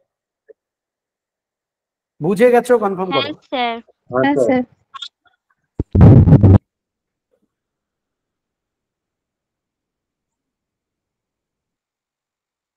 পরের কোশ্চেন ভালো করে শুনবে। কি বলছে? বলছে সোনার একটা নেকলেসের ওজন কেমন? 7 গ্রাম। আচ্ছা, এই গ্রাম ট্রাম পড়ার আগে একটু শিখে নিই। আমরা কিলোগ্রাম কে বলি কি গ্রাম, তারপর বলি হেক্টোগ্রাম, তারপর বলি ডেকাগ্রাম, তারপর কি বলি গ্রাম, তারপর কি ডেসিগ্রাম, তারপর কি সেন্টিগ্রাম, তারপর কি আছে তারপরে আছে মিলিগ্রাম। বেশ ভালো করে মন দিয়ে শুনবে। ধরো তোমাকে বলা হলো যে 1 কিলোগ্রাম দেওয়া আছে, মন দিয়ে শুনবে। 1 কিলোগ্রাম সমান কত গ্রাম এটা জানতে চাইছি। তুমি কি করবে? গ্রাম পর্যন্ত যেতে হবে, যত পর্যন্ত যেতে হবে ততগুলো শূন্য বসিয়ে দেবে। তাহলে 1 কিলোগ্রাম মানে কত হলো? 1 কিলোগ্রাম মানে 1000 গ্রাম। এই বুদ্ধিটা অ্যাপ্লাই করো যে আমি 1 কিলোগ্রাম সমান কত গ্রাম জানতে চাইছি। তুমি কি করবে? সিম্পলি ওই পর্যন্ত শূন্যগুলো 1 কিলোগ্রামের ঘরে 1 বসিয়ে দাও আগে, তারপরে যতগুলো ঘর আছে ততগুলো শূন্য বসিয়ে দাও। তাহলে তোমার হয়ে গেল 1 কিলোগ্রাম মানে কত গ্রাম। তুমি বলো স্যার এটা আমি জানি, আমাকে উল্টোটা বলুন। উল্টোটা আমি ভুল করার জন্য এক্সপার্ট, আমাকে সেটা বলুন। এবার ধরো সাপোজ কথার কথা আমাকে দিয়েছে 1000 গ্রাম, ঠিক আছে? 1000 গ্রাম দিয়ে বলছে বলো তো এবার এইটাকে কিলোগ্রামে কনভার্ট করো, তাহলে কি হবে? কিলোগ্রামে কনভার্ট করতে বলছে। তাহলে আমরা এদিকে গেলে কত ঘর হবে? বাম দিকে যাব 1 2 3 ঘর। যত ঘর যাব নিচে 1-এর পিঠে ততগুলো শূন্য দিয়ে আমি ভাগ করব। 1-এর পিঠে ততগুলো শূন্য দিয়ে আমি ভাগ করব বাম দিকে গেলে। ডান দিকে গেলে যেমন গুণ করছিলাম 1-এর পিঠে ততগুলো শূন্য দিয়ে, ওই জন্য 1 কিলোগ্রাম সমান 1000 গ্রাম হয়েছে। এখানে তেমনি আমার সেই একই কাজ হবে, আমরা যত ঘর যাব নিচে 1-এর পিঠে ততগুলো শূন্য দিয়ে ভাগ করব, তাহলে আমার হয়ে যাবে এটা 1 কিগ্রা। আমি কি এটা বোঝাতে পারলাম? একটা কথা বলবো। হ্যাঁ স্যার। ডানে গেলে গুণ করব, বামে গেলে ভাগ করব। মনে রাখার টেকনিক কি? ডানে গেলে গুণ হয়, বামে গেলে ভাগ হয়। এটা কি করে মনে রাখবো? না আমরা ছোট যখন বিয়োগ ভাগ করতে যাই, ভাগটা শুরু হয় বাম দিক থেকে, যেমন 152। এটা কেন হয় তারও কারণ আছে, আমরা পরে শিখবো। যখন ভাগ করি বাম দিক থেকে শুরু হয়, এই দিক থেকে শুরু হয় ভাগ করার সময়। আর যখন আমরা গুণ করি তখন কিন্তু শুরু হয় ডান দিক থেকে, 2 দুনে 4। তো ভাগ করার সময় বাম দিক থেকে যাব, বাম দিক, আর গুণ করার সময় ডান দিক। মনে রাখার টেকনিক বলে দিলাম, বুঝেছো? হ্যাঁ স্যার। হ্যাঁ স্যার। বেশ, এবার আমরা চলে যাই আমাদের কি প্রবলেম বলতে চাইছে সেটা একটু দেখে নিই। আচ্ছা, প্রবলেমে কি বলছিল? বলছে তোমাকে একটা সোনার নেকলেসের ওজন দেওয়া আছে। কত দিয়েছে? সেটা দিয়েছে 7 গ্রাম। তারপর দিয়েছে 3 ডিজি। মিন্স এখানে যেটা বোঝাতে চাইছে 7 গ্রামের পরে যাচ্ছে মানে ডেসিগ্রাম। ডিজি মানে ডেসিগ্রাম বোঝাতে চাইছে, গ্রামের পরে যেহেতু যাচ্ছে, ঠিক আছে? ওই জন্য এটা ডেসিগ্রাম, ডিজি মানে। ওকে, ডিজি মানে আবার ডিজে টিজে ভেবে নিও না, ডেসিগ্রাম। তারপর হচ্ছে 3 সেন্টিগ্রাম। ওকে, তারপরে কত হচ্ছে 8 মিলিগ্রাম। এমজি লিখেছে, কেউ আবার কারো শর্ট ফর্ম ভাবছে, কেউ আবার খিস্তিও ভাবছে শর্ট ফর্মে। তো যে যা ভাবছো ভাবো, কিন্তু অঙ্কটা বাবা ঠিক করে করো, তাহলেই হবে। তাহলে বলছে সোনার একটা নেকলেসের ওজন দেওয়া আছে এরকম ভাবে। তো সেখান থেকে বলছে যদি তাতে মুক্তা থাকে, কত মুক্তা? বাবা হিরে মুক্তা সোনা কত কিছু আসছে, আমাদেরকে কেউ দেয় না। 3 ডিজি 1 সিজি আর কত 3 মিলিগ্রাম 3 এমজি ওজনের। তাহলে বলছে গলার সোনার ওজনটা কত হবে? মুক্তা যদি এত থাকে তাহলে বাকিটা সোনা থাকবে, তাহলে তোমাকে সিম্পলি বিয়োগ করতে হবে। তাহলে এখন বের করো গলার সোনার ওজনটা কত হবে। তাহলে 8 থেকে 3 বাদ দিলে 5 মিলিগ্রাম। 3 সিজি থেকে 1 সিজি বাদ দিলে 2 সিজি। তারপরে হচ্ছে 6 থেকে 3 বাদ দিলে 3 ডিজি। এইটুকু করার পরে আনসার হয়ে যাবে। তাহলে দেখো 3 ডিজি 2 সিজি 5 এমজি পেয়ে গেছো। অপশন বি নাকি গো? হ্যাঁ স্যার, অপশন বি। পরেরটাও করে ফেললাম, তাহলে অপশন বি হচ্ছে রাইট আনসার। বলো বুঝেছো কিনা, কনফার্ম করো। একটা নেকলেস আছে, নেকলেসের শুধু নেকলেস হয় না, ঠিক আছে? যেমন যে ওই যে বলে না যে হনুমানের মালায় মুক্তার মালা দিয়ে দিয়েছে হনুমানের গলায়, হনুমানের গলায় মুক্তার মালা, এই কথাটা শুনেছো? ব্যাপারটা কি, যে কোনো সোনার যে হার বানাতে গেলে ওখানে কিন্তু সঙ্গে এখানে যেমন মুক্তা থাকছে একটা, কিন্তু সোনাটা তার সাথে একটা নেকলেস থাকবেই, ওটা থাকতেই হবে, পুরোটা মুক্তা দিয়ে হবে না, ঠিক আছে?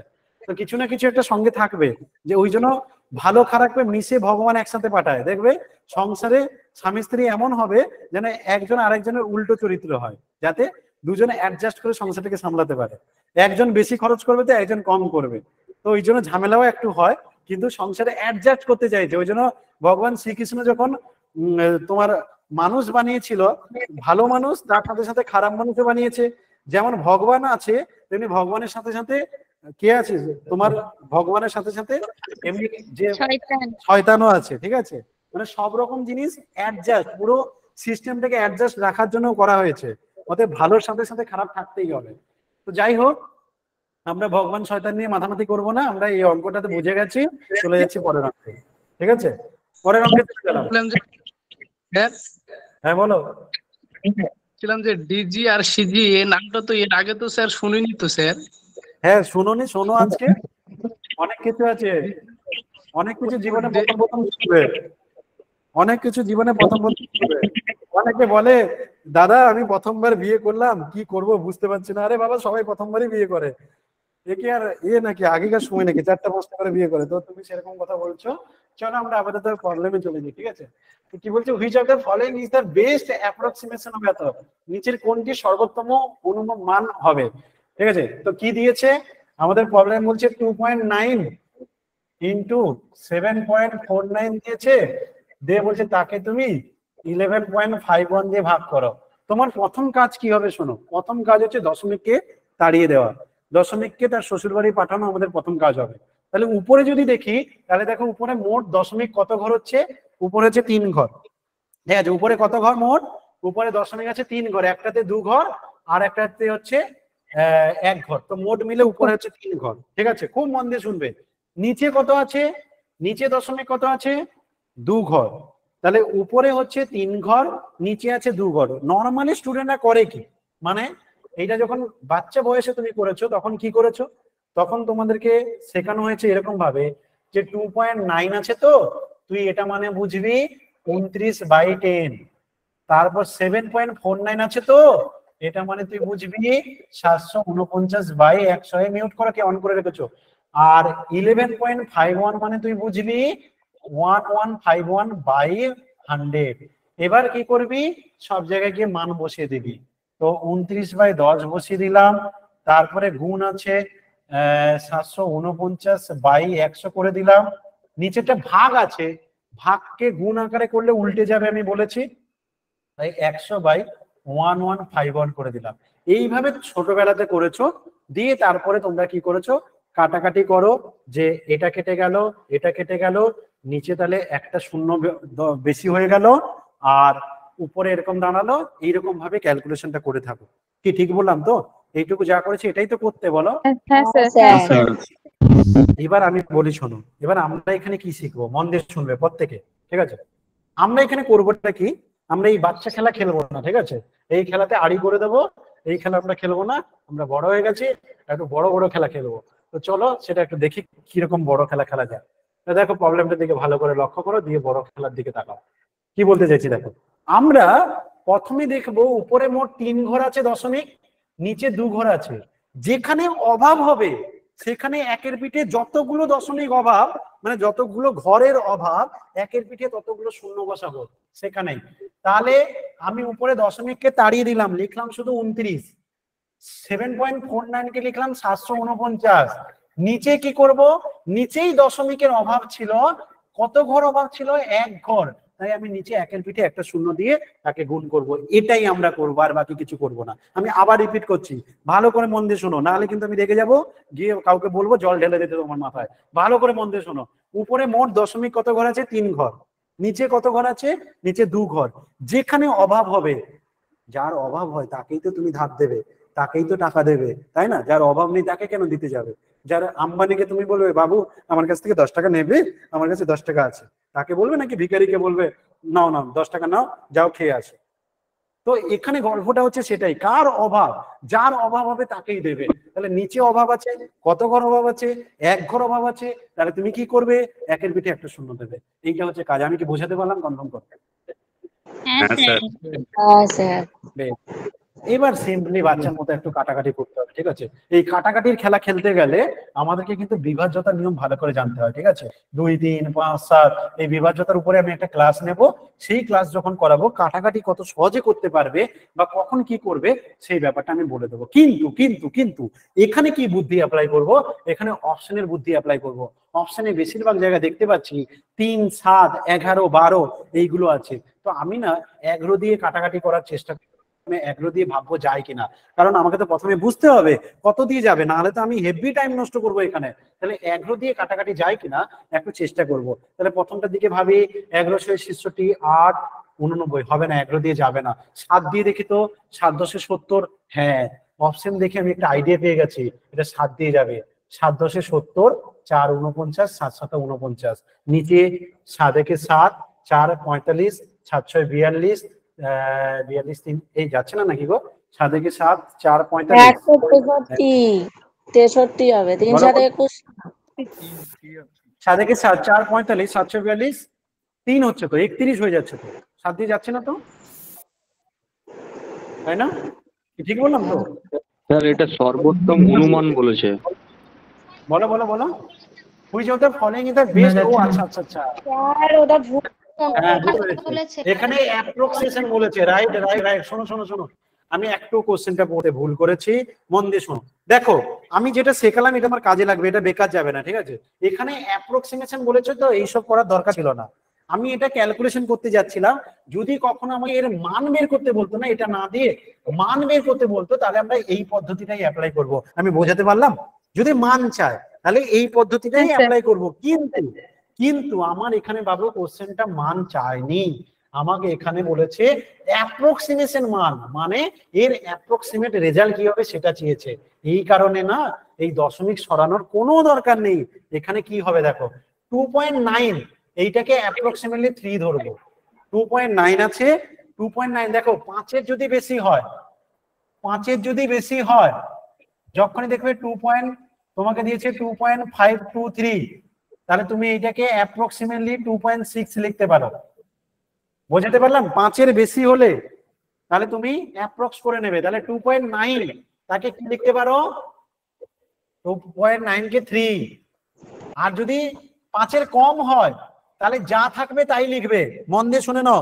5-এর কম হলে যা থাকবে তাই লিখবে, যার জন্য পরেরটা কি লিখবো, 7.4, পরেরটা হবে 7.4, তাহলে উপরটা হলো 3 আর একটা লিখলাম 7.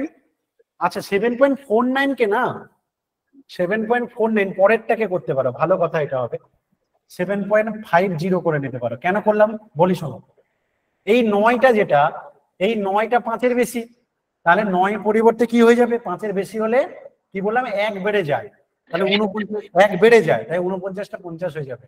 তাহলে তোমার একটা দাঁড়াচ্ছে 3, একটা দাঁড়াচ্ছে 7.5, কেউ মাইক্রোফোন অন থাকলে বন্ধ করবে। নিচেটা 11.51, তাকে তুমি 11.5 ভাবতে পারো। এবার এইটা ধরে বলো তো কোন আনসারটা অ্যাপ্রক্সিমেশন বেস্ট রেজাল্ট, কোন রেজাল্টটা বেস্ট? সি হবে স্যার, 11.8। এর দশমিক তুলে দিতে পারো, বা তুমি দশমিক থাকুক, দরকার নেই তোলা। একটা হচ্ছে 7.5, নিচে হচ্ছে 11.5।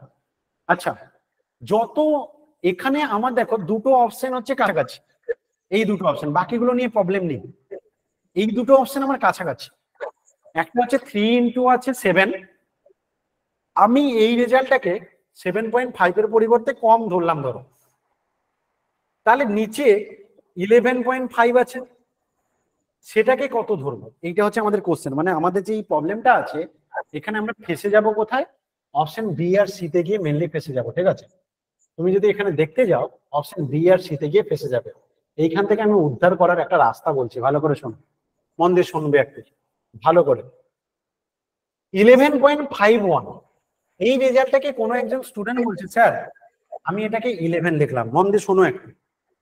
তার মানে যদি কেউ বলে 1/12 আর 1/11 এই দুটোর মধ্যে কে বড়, নিচে যার যত বেশি থাকবে সেই ভ্যালু তত ছোট হয়, নিচে যার যত বেশি থাকবে সেই ভ্যালু তত কি হয়, ছোট হয়। নিচে যার যত বেশি থাকবে সেই ভ্যালু হচ্ছে ছোট হয়। তো আমার আছে 11.51, আমি সেটাকে কোনটা লেখা বেস্ট হবে, কার কাছাকাছি যাবে? তুমি যদি দেখো এটা 51, আর আমরা 11তে যাব নাকি 12তে যাব, এটা নিয়ে আমাদের প্রবলেম। 11-এ যাওয়াটা ভালো হবে কারণ 11.51 আছে, কে কাছাকাছি আছে এটা আমাদের নিয়ার, কারণ আমাকে এখানে কোশ্চেনে অ্যাপ্রক্সিমেশন চাইছে, বেস্ট অ্যাপ্রক্সিমেশন। তাহলে কোনটা কাছাকাছি যাবে এটা নিয়ে আমাদের একটা ডাউট থাকছে, ঠিক আছে। 11.51 11 আর 12 এর মধ্যে কার কাছাকাছি? তুমি ডেফিনেটলি বুঝতে পারছো 50-এর বেশি হয়ে গেছে।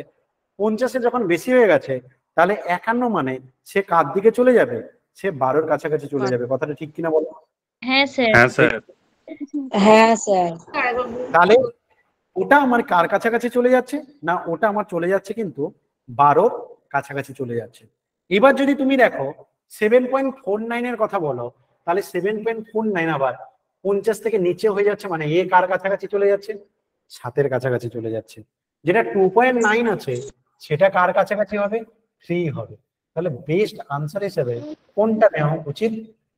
3 into 7/12 নাকি 3 into 7? Sir B C option C option C. কার কি মনে হচ্ছে এই দুটোর মধ্যে? C sir, C. অ্যাপ্রক্সিমেশন আমাদের যেহেতু চেয়েছে কোশ্চেন এখানে যে তুমি এর বেস্ট অ্যাপ্রক্সিমেশন বলো, তোমাকে আর বাকি কিছু দেখতে হবে না, বলছে তুমি এর বেস্ট অ্যাপ্রক্সিমেশন বলো। তাহলে সিম্পলি আমরা এখানে যে আনসারটা নিতে পারি সেটা সি কে নেব। কিচ্ছু বেশি কঠিন নয়, একদম কঠিন ভাবে ভাববো না। আমি দেখবো কে কার কাছাকাছি আছে। যেমন 51 50-এ মিডিল, 50 হচ্ছে মিডিল, 51 মানে 12-এর দিকে ঝুঁকে আছে। তেমনি উপরে 2.9 যেটা, সেটা মানে কি 2 আর 3 এর মধ্যে 2.9 3-এর কাছাকাছি আছে। তাহলে 2.9 এর বেস্ট অ্যাপ্রক্সিমেশন 3, 7.49 এর বেস্ট অ্যাপ্রক্সিমেশন 7, 11.51 এর বেস্ট অ্যাপ্রক্সিমেশন 12। অতএব আমাদের আনসার নিতে হবে অপশন সি। আমি কি বোঝাতে পারলাম? কনফার্ম করো। আমি কি বোঝাতে পারলাম? কনফার্ম করো। একদম সিম্পল ভাষায় ভাববে। একদম আমি প্রথমে তোমাকে ভেবেছিলাম হয়তো অঙ্কটার মান চেয়েছে, যদি মান চাইতো না তাহলে যেভাবে করেছিলাম প্রথমে সেইভাবে করবে। তাহলে এই একটা অঙ্ক শেখা হয়ে গেল, এর মধ্যে এই অঙ্কটার মধ্যে ওই অঙ্কটাও কিন্তু শেখা হয়ে গেল, ঠিক আছে। আচ্ছা, আর বেশিক্ষণ টাইম নেব না, আমরা এই অঙ্কটা দেখি। হ্যাঁ বলো, কি বলো? ওটাতে লাস্ট ওই যে 11.51 ওটার জন্য 12টা কাছাকাছি গেল। হ্যাঁ হ্যাঁ, মানে যেহেতু দেখো 11 12 আর 11.51 50-কে পেরিয়ে চলে গেছে, এটা মিডিল 11.50, তো মিডিলের থেকে বেশি আছে, তার মানে 12-এর দিকে ঝুঁকে আছে, তাই না? স্যার আগের গুলোতে যেমন এমনি মনে হচ্ছে, বলছি এটাকে আমি 11 ধরতে পারি না, 50টাকে তুলে দিতে পারি না, দিয়ে শুধু 11 ধরতে পারি না? মানে না, এমনি ভাবে ওইটাই করলে এখানে ভুল যেটা হয়ে যাবে চেয়েছে। না? হ্যাঁ, এখানে যে অ্যাপ্রক্সিমেশনটা চাইছে সেটা বলছে বেস্ট অ্যাপ্রক্সিমেশন। ওটা এমনি ভুল না, কিন্তু এখানে যেহেতু বেস্ট অ্যাপ্রক্সিমেশন চাইছে তাই ওটা করা বেস্ট হবে। কথাটা বুঝতে পারলে? আচ্ছা, এবার আমাকে একটু বলো, এই অঙ্কটা করার আগে এই পর্যন্ত যা যা করালাম সবাই বুঝেছো? ক্লাস ভালো লেগেছে? কেমন লাগছে? হ্যাঁ স্যার ভালো লেগেছে। পর থেকে দারুণ লাগলো। দারুণ লাগলো। আচ্ছা বেশ। হ্যাঁ স্যার, প্রত্যেকটা অঙ্কই বুঝতে পেরেছি। ভেরি গুড, ঠিক আছে। চলো তাহলে আমরা এই প্রবলেমটা একটু দেখে নিই। এই ঘটনা একটু আগে আলোচনা করেছে কিগ্রা দিয়ে, ঠিক আছে। আচ্ছা, এখন আমাদের কি কাজ? এখন কিলোমিটার, হেক্টোমিটার, ডেকামিটার, মিটার, মানে ওইটাকে মিটারে মাপা হবে আর কি, ঠিক আছে। তাহলে কোশ্চেন কি বলছে? বলছে একটা স্কুটার 1 মাসে 700টি kilometre, 8 hectometre, 4 decametre, dam decametre, ঠিক আছে। 4 ডেকামিটার, ড্যাম মানে আবার বাঁধ ভেবে নিও না, ঠিক আছে। তো এখানে ডেকামিটার, এবং দ্বিতীয় মাসে 48 কিলোমিটার, 8 ডেকামিটার। এই ডেকামিটারটা লেখার স্টাইল আছে, এটা কিন্তু ভুল করে হেক্টোমিটারের নিচে লিখবে না, এখানেই তুমি গন্ডগোল করবে। হ্যাঁ, তুমি কোথায় গন্ডগোল করবে সেটা আমি ভালো করে বুঝি, তাই সেটা একটু মনে করে দিচ্ছি। তুমি এখানে ভুল করতে পারো, সেটা একটু স্মরণ করে নাও যে হ্যাঁ ঠিক তো বলেছে, আমি তো এই জায়গায় ভুল করতে পারি, সেটা একটু স্মরণ করে নাও, ঠিক আছে। তাহলে প্রথমে দিয়েছি 700 কিলোমিটার, 8 হেক্টোমিটার, 4 ডেকামিটার, আর একটা মাসে হচ্ছে 48 কিলোমিটার, 8 ডেকামিটার, 7 মিটার। তাহলে মিটার চলে যাবে তারপরে, এখানে মিটার নেই, প্রথমটাই মিটার নেই, না দ্বিতীয়টাই হেক্টোমিটারটা নেই। বেশ, এই ব্যাপার দেয়া আছে। এবার কি বলছে? যদি হয় তাহলে বলো দ্বিতীয় মাসের তুলনায় প্রথম মাসের এটি কত? ও বাবা, এখানে বিয়োগ চেয়েছে। দ্বিতীয় মাসের তুলনায় প্রথম মাসের কত বেশি দূরত্ব অতিক্রম করেছে, প্রথম মাসে কত বেশি গেছে সেটা জানতে চাইছে, তাহলে বিয়োগ করতে হবে আমাকে। বিয়োগ করতে গেলে ভালো করে শুনবে, ডেকামিটার মিটার, তাহলে 1 ডেকামিটার যদি ধার দাও সেটা কত হবে? সে একই নিয়ম, 1 ডেকামিটার ধার দিলে ওখানে গিয়ে কি হয়ে যাবে? 10 মিটার। 1 ডেকামিটার মানে কিলোমিটার, হেক্টোমিটার, ডেকামিটার, মিটার, তাই হয়তো। তাহলে ডেকামিটার থেকে যখন মিটারে যাবে তখন সেটা 10 হয়ে যাবে। তাহলে 10 থেকে 7 বাদ দিলে 3। এবার ঘটনা কি জানো, অপশন যেগুলো দেওয়া আছে একটু যদি লক্ষ্মী ছেলে মেয়ের মতো লক্ষ্য করি তাহলে বাকিগুলো হবে না, অপশন নিয়ে রাইট অ্যান্সার আর করবো না। যদি একটু লক্ষ্য করি, শুভ দৃষ্টি যেমন করে তেমনি যদি একটু ভালো করে অপশনের দিকে লক্ষ্য করি তাহলে আর বাকি করবো না, এখানে আনসার বলে দেবো। না না আমাকে বাকিগুলো করতে হবে। হ্যাঁ, বলো। রিপিট করেন তো, আমার মোবাইলটা মানে ডিসকানেক্ট হয়ে গেল। মানে একবার রিপিট আচ্ছা, করেন, আরেকবার আমার বলছি, মোবাইলটা আরেকবার বলছি মন দিয়ে শোনো। বুঝতে পেরেছি তোমার সামনে শুভ দৃষ্টি হবে, তাড়াতাড়ি চাকরি পাবে তুমি।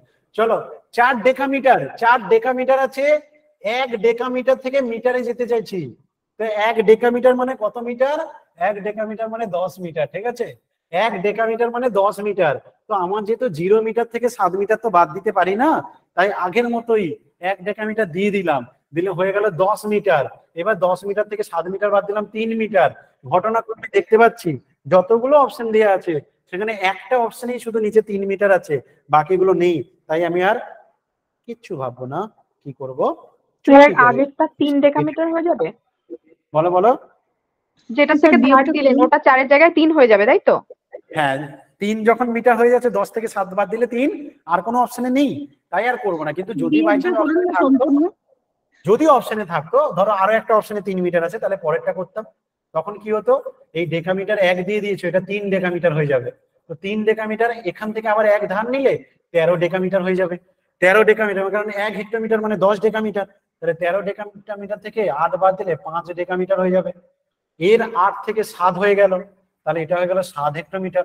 67 থেকে 48 বাদ দিলে 19, তাহলে 19 kilometre, 7 hectometre, 5 decametre, 3 metre. Option A হচ্ছে রাইট অ্যান্সার। বুঝেছো? কনফার্ম করো, কিন্তু আমার পুরোটা করা দরকার ছিল না। স্যার বিয়োগ করতে হলে আমাকে উপরেরটা সবসময় বড় করে নিতে হবে, এভাবে ধার করে করে? হ্যাঁ, বিয়োগ করতে বলে যেটা বড় হবে সেটাকে আগে লিখে নেব, দিয়ে সে মানে যেটা বেশি আছে সেটা করে নেব, এবং আগে অবশ্যই যে 0 থেকে তো 7 বাদ দিতে পারি না, তখন কারোর কাছ থেকে ধার নিয়ে সেটাকে আগে বড় করে নিয়ে বিয়োগ করবো। এটা বুঝেছো? ভালো অঙ্ক স্যার। ঠিক আছে তো? বলো। হ্যাঁ স্যার। আমি একটা কথা বলি। স্যার 7 হেক্টোটা কি করে হয় একটু বলুন না।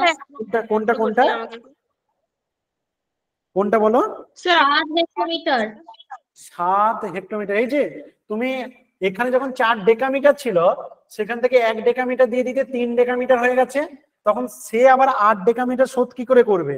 সে আগের জনের কাছ থেকে ধার চাইবে, আগের জনের কাছ থেকে 1 হেক্টোমিটার ধার নেওয়া মানে তার কাছে গিয়ে সেটা 10 হয়ে যায়, তো ওর কাছে 13 হয়ে গেল, 13 থেকে 8 বাদ দিলে 5, কিন্তু এর কাছে যে 8 ছিল 1 দিয়ে দিয়েছে, তাই 7 হয়ে গেছে। বুঝেছো? বলো, বুঝেছো? বলো। স্যার আমাকে 1 নম্বরটা একবার বুঝিয়ে দিন। কোনটা? 1 নম্বরের অঙ্কটা, ফার্স্ট অঙ্কটা। আচ্ছা, ফার্স্ট অঙ্কটা একবার বুঝিয়ে দেবো। বেশ, ঠিক আছে। শোনো, আমি আপাতত এই পর্যন্ত করে দিলাম। দেখো, হয়তো তুমি নাম্বার গুনলে দেখবে 12টা অঙ্ক হয়েছে, কিন্তু অরিজিনালি কিন্তু 12টা অঙ্ক হয়নি। এখানে কিন্তু অনেকগুলো টাইপ হয়ে গেছে, এবং বলতে গেলে প্রায় 25-30টা অঙ্ক হয়েছে। মানে তুমি হয়তো ভাববে যে 12টা কি অঙ্ক মাত্র করলাম এতক্ষণে, কিন্তু তা নয়। 2 ঘন্টা পেরিয়ে গেছে, তুমি নিশ্চয়ই বুঝতে পারছো যে তুমি প্রচুর মাথায় চাপ হচ্ছে না? 2 ঘন্টা ধরে অঙ্ক করছো, মাথায় খুব হেডেক হচ্ছে, এতক্ষণ ধরে উফ কখন ছাড়বে, এসব ভাবছো নাকি? না স্যার। স্যার না স্যার, ভালোই লাগছে না স্যার, আচ্ছা বেশ, ঠিক আছে। বুঝতে পারলাম না স্যার। আচ্ছা, টাইমটা ও আবার ভালো বলছে স্যার টাইমটা কি করে পেরিয়ে গেল আমি বুঝতেই পারলাম না। কখন 8টা বেজে গেছে বুঝতে পারিনি, ঘড়ির দিকে তাকিয়ে এখন মনে হচ্ছে আরে তো 8টা বেজে গেছে। হ্যাঁ স্যার, ক্লাসে মন থাকলে স্যার ঠিকই বলেছেন। 6টায় বসেছি, 8টা কি করে হয়ে গেল বুঝতে পারলাম না। আচ্ছা, ঠিক আছে। স্যার আমাকে আচ্ছা, আপাতত আমি এই পর্যন্ত ক্লাসকে স্টপ করছি। এবার যেটা কাজ হচ্ছে, যে সমস্ত স্টুডেন্ট আগের প্রবলেম গুলো বুঝতে পারেনি সেগুলো একবার কার কি প্রবলেম বলো, রিপিট টেলিকাস্ট করছি, কিন্তু তার আগে আমি রেকর্ডিংটা বন্ধ করে দেই। মানে এই পর্যন্ত আমার কাজ হলো। আমি ভাবছিলাম দাঁড়াও আগে রেকর্ডিং